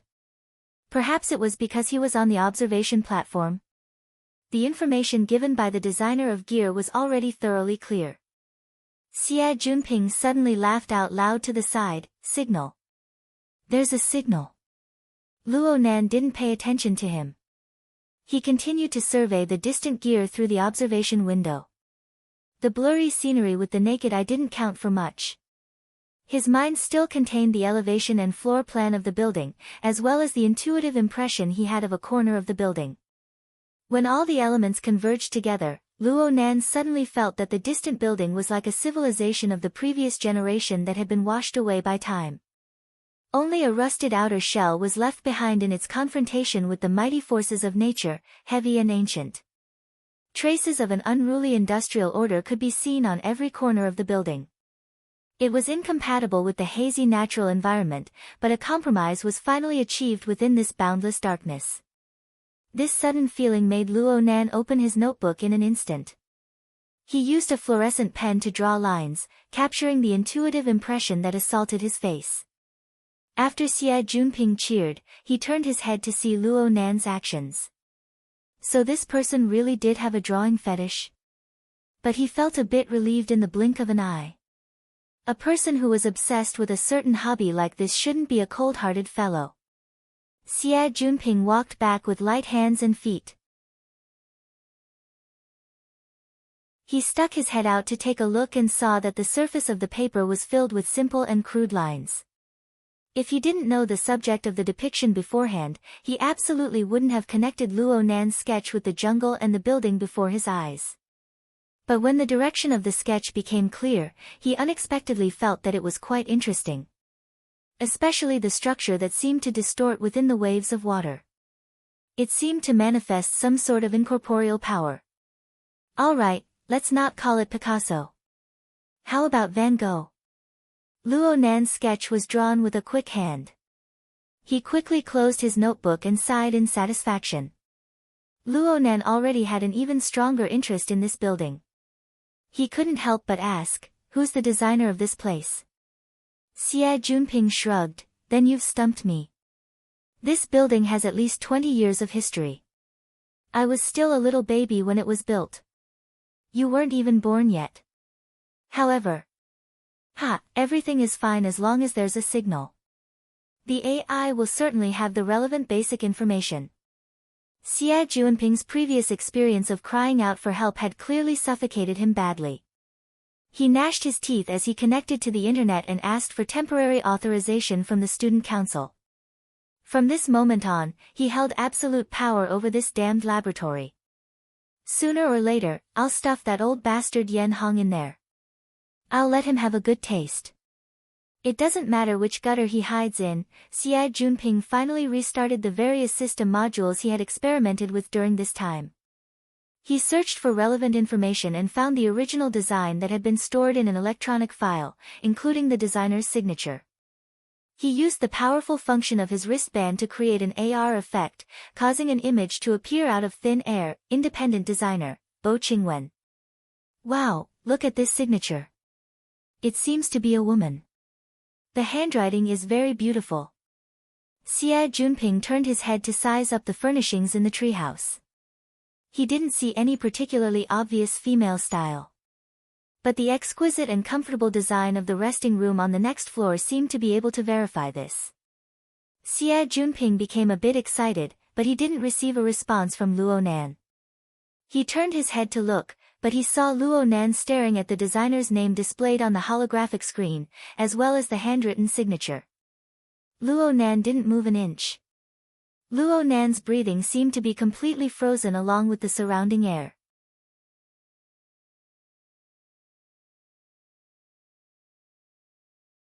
Chapter 53. Genius 1 second. Remember if you want to go. Speak Net, providing you with wonderful novels to read. Nan. Junior Nan. Xia Junping called out in a probing manner, but he still didn't receive any response. Luo Nan stood in place in a daze. He finally moved after a dozen seconds. He looked around at the furnishings within the narrow space once more. It was just that the coordination between his head and body seemed to have been completely lost. He was as stiff as a rusty machine. It was as if he could exhaust his last bit of battery at any moment and die here eternally. But in the end, Luo Nan was still able to control his body. He held on to the inner wall of the tree hole and slowly walked down the stairs. His mind was in a trance, as if he was sleepwalking. Xia Junping wanted to follow, but he stopped after some thought. He continued to operate his wristband and rummaged through the Order Club's database. Sure enough, there was something new. Bo Qingwen, a doctoral student of the 72nd Institute of Architecture and Design, a senior member of the Order Club. The electronic photo from the early days was of a delicate and pretty woman. It was very fitting with the layout of the tree house. Perhaps it was because of the first impression, but Xia Junping felt that this woman's facial features were quite similar to Luo Nan's. He already had a 70 to 80% certainty in his heart. Right when he was pondering whether or not he should confirm it a step further, his wristband displayed a call. Xia Junping grinded his teeth when he saw the number. He opened his mouth and was about to start cursing when he thought of Luo Nan downstairs. He forcefully swallowed the curses back into his stomach. He carefully walked to the window and growled, "Hu-san, you motherfucker want to kill me. You're still talking. What kind of bullshit is that protective system? Huh, a new investor. Are you sure? Here to take a look." At this time, Xia Junping was a bit surprised, but he was able to control his emotions. He pondered for a moment and gave some instructions to the other side. In the end, he gave a solemn warning, "Remember, if something happens again, I'll smash your door." Xia Junping walked down softly and quietly after concluding this matter. He stuck his head out from the stairwell to look down. He didn't dare to turn on the lights. The tree hole was dusky. He only borrowed a bit of daylight to barely see Luo Nan standing in the center of the resting room. He could touch the four walls with a slight stretch of his hand. But for some reason, he maintained a rigid posture of touching but not touching. It was as if he wanted to embrace an incorporeal shadow in the darkness. In the end, Luo Nan's figure slowly fell down, gradually submerging into the darkness. Only his faintly trembling back could be seen, like the bottom of a flipped boat that could sink at any moment. Xia Junping didn't want to continue watching, so he quietly walked back and waited in front of the window. As time passed, the sky grew darker and darker. He couldn't help but scratch his head as he considered the information provided by Hu-san. The sound of footsteps rang out while she was in a dilemma. Luo Nan appeared at the top of the stairs. His face couldn't be seen clearly due to the dim lighting. Xia Junping was delighted. He was just about to open his mouth when he discovered that Luo Nan wasn't paying any attention to him at all. Luo Nan was still like a wandering spirit. He walked all the way to the open table and hesitated for a moment. In the end, he extended his arm over and picked up the base of the round plate on the table. He entered into a daze again. Fine. Let's wait a little longer. Even Xia Junping's breathing slowed down. He just hoped that Luo Nan would return to normal soon. "Senior, I'll have to trouble you with something." The sudden voice startled Xia Junping. Truthfully speaking, he really wasn't used to Luo Nan's gentle tone. Moreover, Luo Nan's voice was a bit hoarse and nasal. Could it be that he was crying? There was a subtle mismatch between the Luo Nan before his eyes and the Luo Nan in his memories. Xia Junping was a bit stupefied, but Luo Nan taking the initiative to communicate with him was a good thing. He went, twice and hurriedly responded, "Go ahead. Go ahead. Love go little say netku, I've already submitted an application to the Order Club. I'll have to trouble Senior to approve it." Okay. No problem.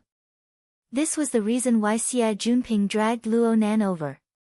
Naturally, he had prepared this long ago. Right now, Junior, you're a new member of the Order Club. Including you, the club currently has a total of 13 members. Of course, you don't need to worry about the others. They'll be expelled from school at the very least. It's just a few procedural requirements for the club's operations. You'll need to put in a bit of effort for the next 2 days. I'll accompany you for a lap. Xia Juanping's head was lowered as he spoke, but he suddenly felt that something was wrong. He raised his head and saw Luo Nan turn to face him, bowing over 90 degrees. Xia Juanping was so shocked that he nearly fell out of the viewing window. He hurriedly helped Luo Nan up. Oh my! Junior Nan, what are you doing? Luo Nan looked straight at Xia Juanping's face and spoke softly. Today, Senior took the initiative to introduce me to the club. Only then did I have the chance to know that my mother still had this work gear when she was alive. I was even able to see her former residence. Xia Juanping was a bit embarrassed. This is a coincidence, it's not like this. My mother had already passed away when I was born. Before I could remember anything, my grandfather had gone mad and my father had left. My other family members didn't know much about my mother. Therefore, 16 years of time couldn't compare to today's understanding of my birth mother. No matter what Senior did in the past, Luo Nan will never forget this favor. Luo Nan spoke in a genteel manner, but each word was solemn. Each word was true. Xia Juanping really couldn't stand this proper and serious attitude. Plus, he felt that Luo Nan's current mental state was a bit abnormal. He pondered for a long time before finally asking cautiously, "It really is Auntie?" Luo Nan nodded slightly. He didn't know what method he used, but he charged the projector photo frame with electricity. Right now it could be turned on normally, displaying a picture of a woman in her daily life. It seemed that she was right under this withered tree. Back then, the water level of the wetlands had yet to submerge the sandbar. She was dressed in simple and casual attire. She leaned lightly against the withered tree, pointed at the camera, and had a bright and radiant smile. She was a bit more lively and vivid than in the file photo, and she possessed a unique sense of self-confidence and sharpness. Xia Juanping didn't feel good in his heart when he thought about how such a talented and beautiful woman had died young. He didn't know what to say for a time. He could only console her dryly. Auntie passed away early. She didn't leave many things behind. Junior, you were able to find this inheritance. This is a great thing. You should be happy. It was only at this time that Xia Juanping suddenly remembered. The Luo Nan before his eyes was only a 16-year-old youth. After stripping away his usual cold and hard outer shell, what was revealed was only a heart riddled with scars because of the death of his father and mother and the shattering of his family. All right, this was too sour. But Xia Juanping really found it hard to get used to this, especially when he saw Luo Nan's situation. He hated that he couldn't stay here tonight. This wouldn't do. Xia Juanping gritted his teeth and tried to communicate with Luo Nan. Junior Nan, there's a problem right now. In the past, Gear was mainly occupied by the Construction Society and the Mystic Arts Research Society. But now a new financial backer has suddenly appeared. He's determined to get Gear. Today, he's coming over to investigate the scene. I've joined the society. Can they kick me out? They won't go that far, then it's fine. It was very clear that the current Luo Nan's entire mind was immersed in the emotions of remembering his mother. He didn't care about any other news, including the Mystic Arts Research Society. Xia Juanping suddenly felt very tired. Weren't you the one who came up with the ideas before? Inexplicably, it was now his turn to rack his brains with all his might. He checked and filled in the gaps, including reminding Luo Nan to pay attention. The problem is that there's only one way to get out of here. We can't let those people block us here.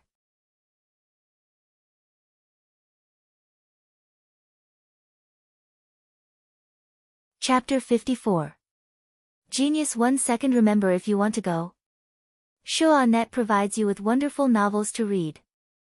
Luo Nan was stupefied when he heard this. He finally understood the most crucial problem. He looked around the treehouse and was silent for a few seconds before he finally made a decision.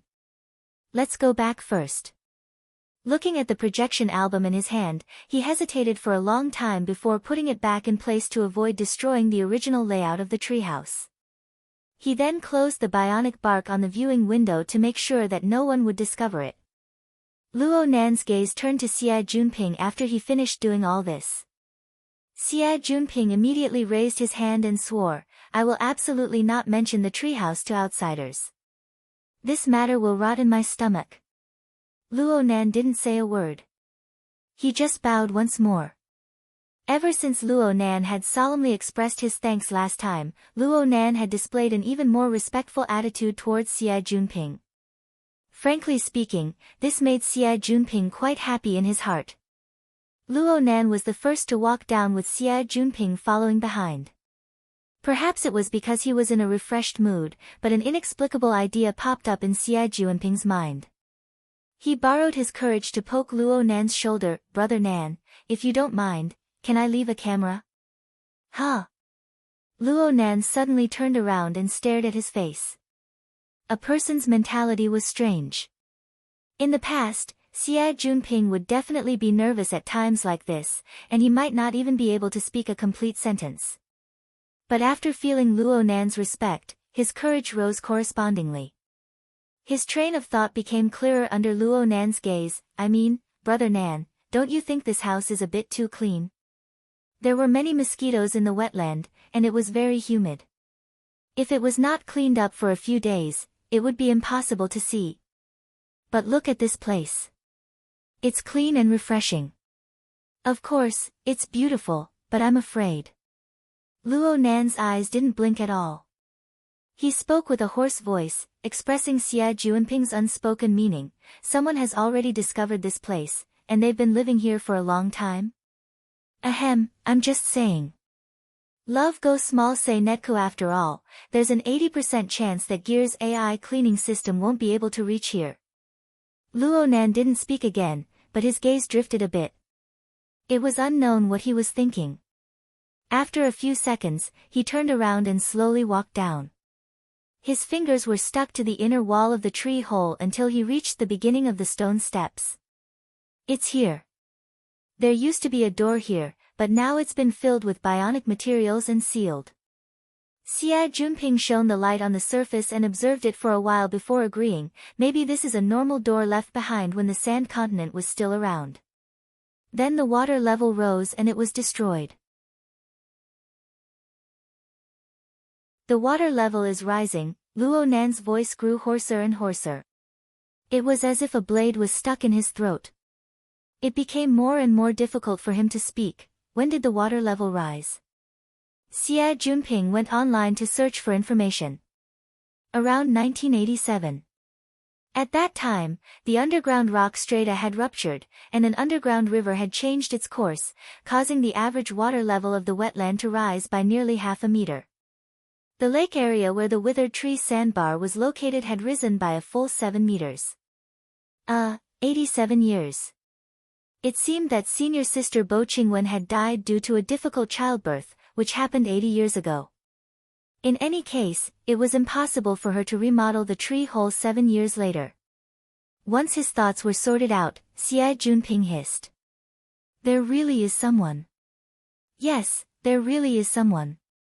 "Who is it?" Luo Nan responded with a hoarse voice. He slowly bent down and touched the narrow secret passage that was clearly excavated later. Xia Junping came to a realization. There was also this passageway. There was a 99% chance that it was excavated at the same time as the sealing of the door. It was also done to avoid the rising water level and make it easier to enter and exit. This explained the difference from Bo Qingwen's original design. Xia Junping saw Luo Nan bend over, seeming to be pondering over the structure of the secret passage. He shone a light beam to make it easier for Luo Nan to investigate. But when the light beam shone over, Luo Nan realized something was wrong. Right now, Luo Nan was indeed pondering, but his fingers were unconsciously digging at the junction between the tree hole and the secret passage. This monotonous movement was not so much a result of inertia, but rather a representation of extreme emotions. Before, Luo Nan was heavy and sad, but he was relatively calm. His occasional ups and downs were like the night tide of the seaside. It was the rhythm of normal emotions. But right now, he was suppressed and irritable. He was like a wounded beast that saw the enemy that injured him intrude into his territory. He was filled with irritation and even savage emotions. Xia Junping was really worried that Luo Nan would dig out his fingernails. He gingerly shook the light beam. The change in light startled Luo Nan and he suddenly turned his head. Xia Junping shockingly saw that Luo Nan's eyes were blood red right now. The blood red wasn't from soaking in tears, but from the accumulation of berserk emotions. It was as if he wanted to devour someone. Xia Junping felt his calf cramp when he saw this. He unconsciously took a step back. However, Luo Nan's emotions seemed to have calmed down a bit under the illumination of the light. He stopped his monotonous, hair-raising movements and spoke in a low voice, "Senior, where were we just now?" There's someone living in the tree hole." They sealed the front door and even dug out a secret passage that leads to the laboratory. Luo Nan shook his head. The underwater corridor is a dead end. It's normally completely unobstructed. It's too conspicuous for outsiders to come in. Therefore, it can't be anyone else. It can only be an internal member of the society or the laboratory. Xia Junping thought about it and agreed. This made more sense. But when he thought deeper, there was such a person in the Order Club. He normally lived and socialized within the club. But when no one was paying attention, he would quietly pass through the underwater corridor and enter the tree hole. He would engage in some shady business. The most important thing was that this span of time could have lasted for 7 to 8 years. 10 years. All the way until now. Just thinking about it made Luo Nan's heart go cold. Xia Junping suddenly had a thought, motherfucker. It can't be that someone suddenly came in from the other side while they were drilling the secret passage. Or maybe they could swim and come in from the viewing hole, the thought was born. He looked at the pitch-black entrance of the secret passage and the spiraling staircase behind him. His entire body felt unwell. Luo Nan didn't seem to think too much. He slowly stood up and bowed towards Xia Junping. "I'll have to trouble Senior with the matter of the camera installation. If there's still someone, I want to see just who in the world it is." Xia Junping was actually a bit flustered in his heart. But having Luo Nan by his side was more or less comforting. He took a deep breath. "Okay. I'll install it right now. You have ready-made tools?" I brought a bit." Xia Junping was a bit embarrassed, but he still took out 2 miniature cameras the size of rice grains from his wristband. This group of second-generation rich kids would sometimes play with absurd tricks. They relied on these. This sort of portable miniature machine couldn't be any simpler to install. They just needed to find a position with a relatively wide field of view, press it, and it would stick. It wouldn't fall off easily. Xia Junping used both cameras. This little toy can achieve real-time video transmission. A single camera can work for over 3 months. Actually, looking at the degree of cleanliness, if we're lucky, we should be able to get results in a day or 2. While Xia Junping was working, Luo Nan walked up and down the entire tree hole space. But he didn't discover any more clues. His mood was clearly even more depressed right now. He didn't say a word as he made his way through the secret passage and entered the underwater corridor. Xia Junping followed cautiously. He kept the surveillance screen open at all times for fear that a murderer who had been hiding for many years would suddenly jump out from behind him.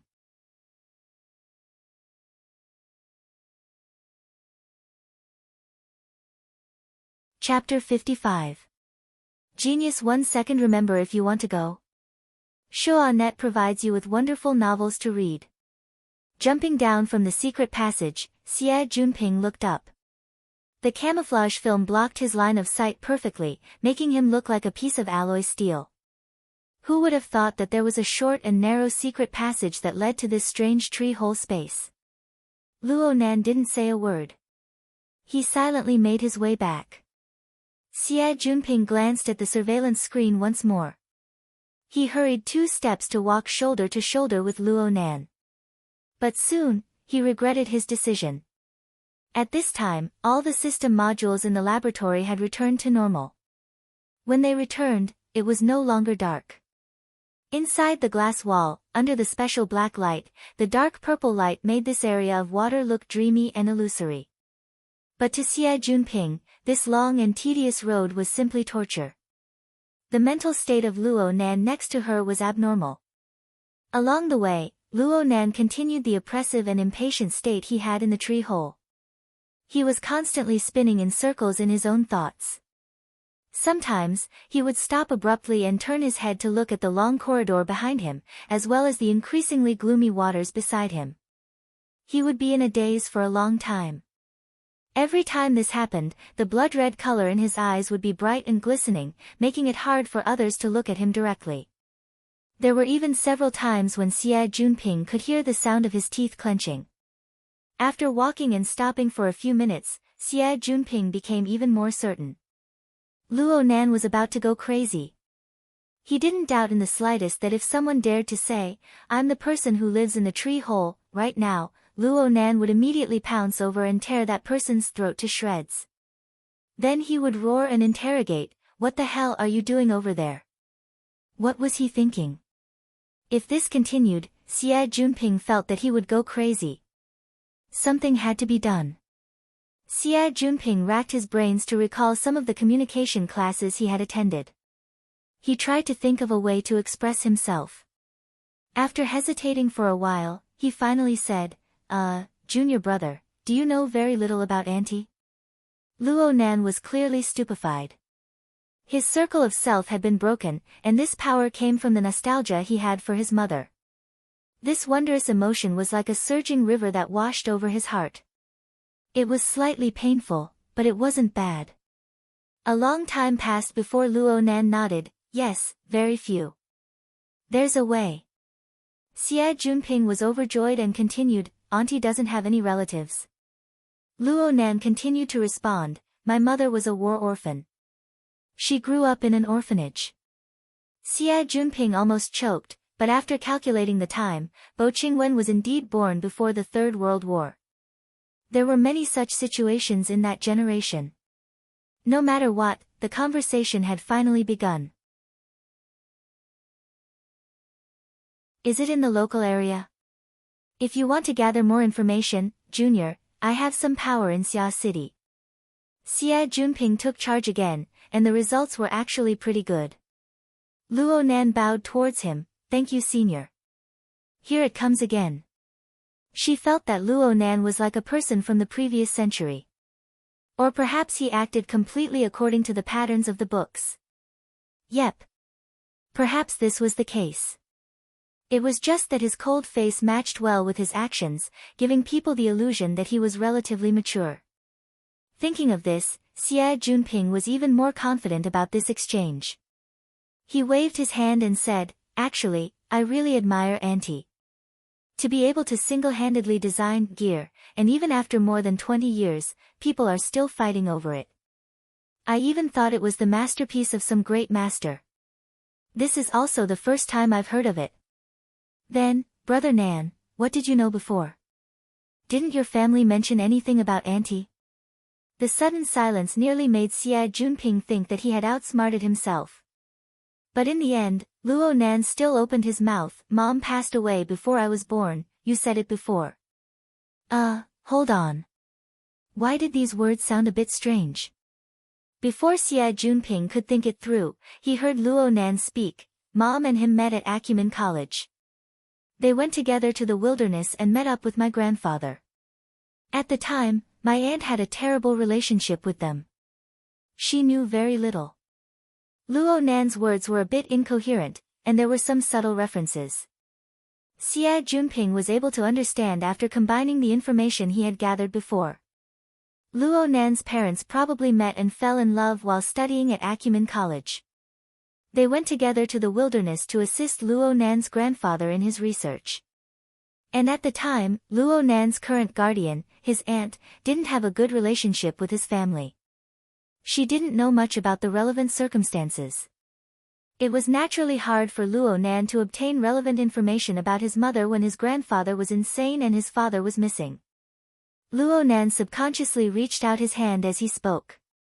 His fingertips made contact with the glass wall, emitting a muffled sound of friction. I only knew one thing about my mother since I was young. She passed away before I was born. It was these words again, and a strange feeling emerged once more. Xia Junping pondered back and forth twice before he finally realized what the problem was. How could she have given birth to a child when she was already dead? He had heard that in the past, when medical conditions were relatively backward, there were cases of misfortune and dystocia. The mother had already passed away, but the child was still preserved. Luo Nan was probably like this. Xia Junping believed that he had understood the crux of the matter. He was just about to continue the topic when he saw Luo Nan pull out a highlighter pen from his black notebook. He drew an oval-shaped cabinet on the glass wall. A slender silhouette of a person sat next to it. The lines of the drawing were simple to the extreme, but the content expressed was extremely straightforward and clear. "This is my mother." Luo Nan's voice was strangely gentle. "I've never seen her with my own eyes, but I've heard people say that this is how she gave birth to me." Huh? Xia Junping was a bit confused. It said that it was June 80. I was 7 months old. I was in my mother's stomach. The base was in chaos, and my mother was heavily injured. She sealed off the laboratory and used the only health pod inside to save me. "Look, I'm here." Luo Nan drew a small circle on the oval, which was the center of the health pod. Xia Junping opened his mouth, but no sound came out.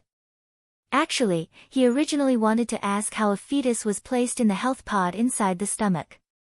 But when the words reached the tip of his tongue, he suddenly understood the tragic process. He was stupefied in place all of a sudden. Luo Nan lightly pressed the edge of the silhouette.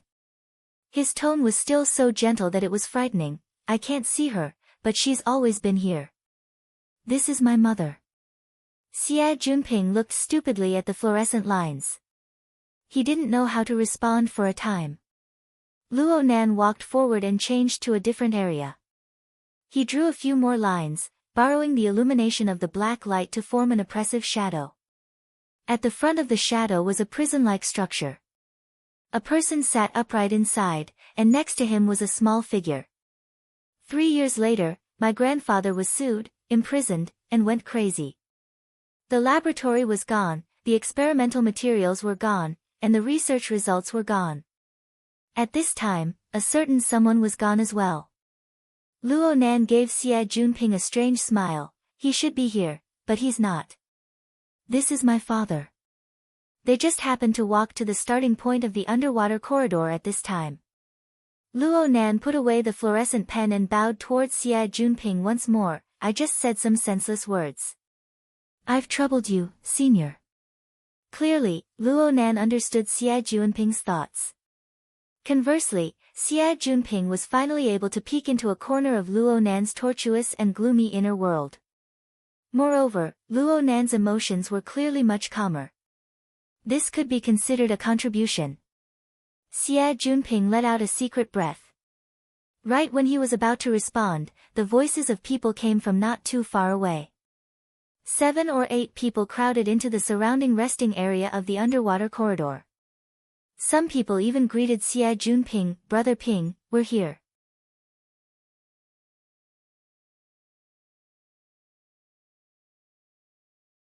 Chapter 56. Genius 1 second. Remember, if you want to go. SpeakNet provides you with wonderful novels to read. Xia Junping frowned as he looked over. Hu Huaying of the student council was among the people who came. He was also Hu San'er. He could be considered Xia Junping's best friend and ally. He was the one who greeted Xia Junping. In addition, there were 2 unfamiliar faces. The other 4 people were the upper echelons of the construction society. Even the society's president, Lang Ding, had come. Xie Junping suddenly had an ominous premonition when he saw this situation. Xie Junping grumbled in his heart, but he still put on a smiling face and went forward to greet them. This kind of social work was his forte. Moreover, he didn't need to face Luo Nan for the time being. He immediately felt the world open up to him. He could do as he pleased, returning from the hellish difficulty to the novice setting. Even though there were 7 people in front of him, he was still able to greet them with familiarity without the slightest bit of confusion. He also inquired clearly about the identities of the 2 unfamiliar people.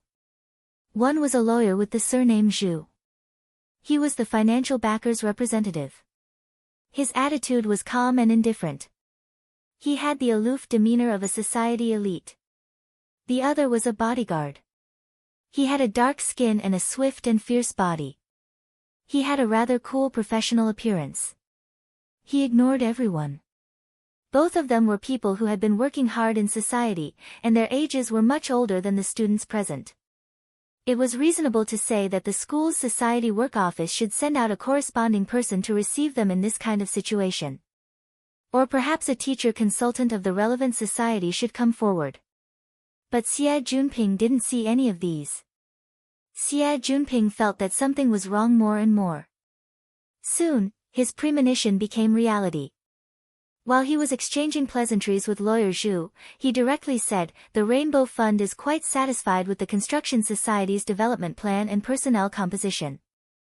They are willing to carry out a more practical cooperation. Injecting capital to purchase a landmark building on the North Bank is also a pretty good investment. I hope to obtain the cooperation of the school and the student council in the relevant procedures and arrangements." Xie Junping laughed it off, but he had cursed Hu San'er 1,000 times in his heart. You can't even explain this kind of thing clearly. It's true that the new financial backer has arrived, but he's not directly entering the scene and starting from scratch. He's here to assist the construction society. Damn. I originally thought that the Twin Dragon Society was going to become the Three Kingdom Kill. But looking at the situation, it was clearly one-sided. He grinned. When he shook hands with Lang Ding, he said, "I won't mention anything else, but I have to say that I'm impressed by the Construction Society's ability to attract sponsors." As the chairman of a large society, Lang Ding was not a particularly domineering person. At this moment, he only smiled. "It's fine. Bringing in a new investor will make the society's capital structure more reasonable, and it will be easier to manage. Good luck." Xie Junping laughed and laughed, but in his heart, he screamed, "Trouble." He turned his head to glance at Luo Nan. This master still had a downcast appearance. He didn't care about the group of uninvited guests at all. Indeed, according to Luo Nan's logic, as long as he was in the order club, within the building that his mother had designed, it didn't matter who took control of this place in the end. My lord, how could it be that easy? Xie Junping cursed inwardly, feeling a headache coming on. Whether it was the Construction Society or the Mystic Arts Research Society, none of these large-scale societies were easy to deal with. If you didn't do your job well beforehand, a small club member would have plenty of ways to make you lose your job. The reason why Xie Junping dared to guarantee Luo Nan before was because he had already given the Mystic Arts Research Society a heads up. The road ahead and the road behind were completely paved. As for the Construction Society, it really wasn't easy to handle. Lang Ding was easy to talk to, but the structure of this society was quite complicated. There were many thorns in the executive committee. Let's not talk about other things. That damned dog Li Xuecheng was the vice president of the Construction Society. He possessed a lot of influence within the society. If Luo Nan really entered the Construction Society and bumped into Li Xuecheng, wouldn't a mysterious campus death case occur? He had to think of a plan when he got back. Xie Junping didn't have the mood to stay any longer when his thoughts reached this point. He spoke a few more words of nonsense and pulled Luo Nan to leave. But who knew that lawyer Zhu of the Rainbow Fund would call him to a stop after just a few steps? "Head Xie, there's something I need to consult you about." Xia Junping was the head of the Society Activities Department of the Student Council, but there were very few people who directly addressed him by his title on campus. He was stunned for a moment before turning his head and putting on a smiling face. "Lawyer Zhu, please don't hesitate to ask." Lawyer Zhu nodded slightly. "It's related to the assets of the society. From the looks of things, the Order Club has already entered a state of idleness. And it will take at least 3 months to half a year to complete the procedures. This is quite unfavorable for preserving the value of the existing assets. Therefore, we suggest that we contact the competing society and hold a coordination meeting. We will officially count and seal all of the assets of the Order Club to reduce depreciation losses and avoid additional consumption. We hope that the Student Council will be able to coordinate and organize in the middle to complete the relevant procedures as soon as possible." Xia Junping's brows furrowed. "If you seal off the society, where will the master next to me go?" Lawyer Zhu spoke without waiting for a response. "In addition, we also hope that the school can conduct a strict examination of the procedures. We just paid attention to the Order Club's society website and discovered that a new member has actually entered the society. Can the society still recruit members during this period of lockdown? We need an explanation for the reason for joining the society during the auction of the society assets. F***CK. This guy was specifically looking for trouble." Xia Junping's face darkened in an instant. At the same time, he found it very strange. He didn't remember offending the Rainbow Fund or this litigator surnamed Zhu. Logically speaking, the Rainbow Fund was a very famous investment fund in Xia City. There was no need to be so stingy, right? He shot a glance at Luo Nan. Luo Nan had clearly heard Lawyer Zhu's words. He had already raised his head, but his gaze wasn't directed at the spokesperson. Instead, it fell onto the body of the dark-skinned bodyguard by Lawyer Zhu's side. Something was wrong. Although Xia Junping didn't understand what was going on, he definitely wouldn't budge an inch on this matter. He replied with a smile that didn't reach his eyes. "Lawyer Zhu might not know, but according to the school's procedures, the Order Club hasn't been dissolved yet. It's only managed by the school's student council. Its main function is still to maintain the club's normal operations. Recruiting members is also within reason." Lawyer Zhu smiled. "All of the original members of the society have entered the detention process. It's hard to believe that the society can still operate normally. Otherwise, the school wouldn't have launched an asset auction. Based on the escrow agreement, our understanding is that the so-called escrow should be in a situation where the society has substantially disappeared, so as to fully realize the preservation of assets. If Minister Xia thinks that our understanding is wrong, we can also convene a coordination meeting to consult the opinions of other bidders, and we can choose the greatest common divisor." Xia Junping was slightly stunned. He really didn't have the guts to hold that coordination meeting. Lawyer Zhu's gaze shifted to fall on Luo Nan's face. But then he quickly exchanged glances with the dark-skinned bodyguard by his side. The latter nodded slightly before speaking. "So this is the student Luo Nan who just joined the club? I just saw the announcement of your joining the club on the website. I'll take the liberty to ask. What's your reason for joining the club? Did you go through the relevant investigations? Did you have an understanding of the Order Club's circumstances before joining the club?" Luo Nan held his notebook in his arms when faced with this interrogation. He was cold and quiet, not uttering a single word. But Xia Junping couldn't bear to watch. He shouted, "Hey hey hey! That's 3 sentences already. If you want a reason, ask me. Who knows better than me?" You're tuning in to the Blissful Bookshelf YouTube channel. We're so grateful for your support, and don't forget to subscribe to join us on this incredible journey through captivating stories.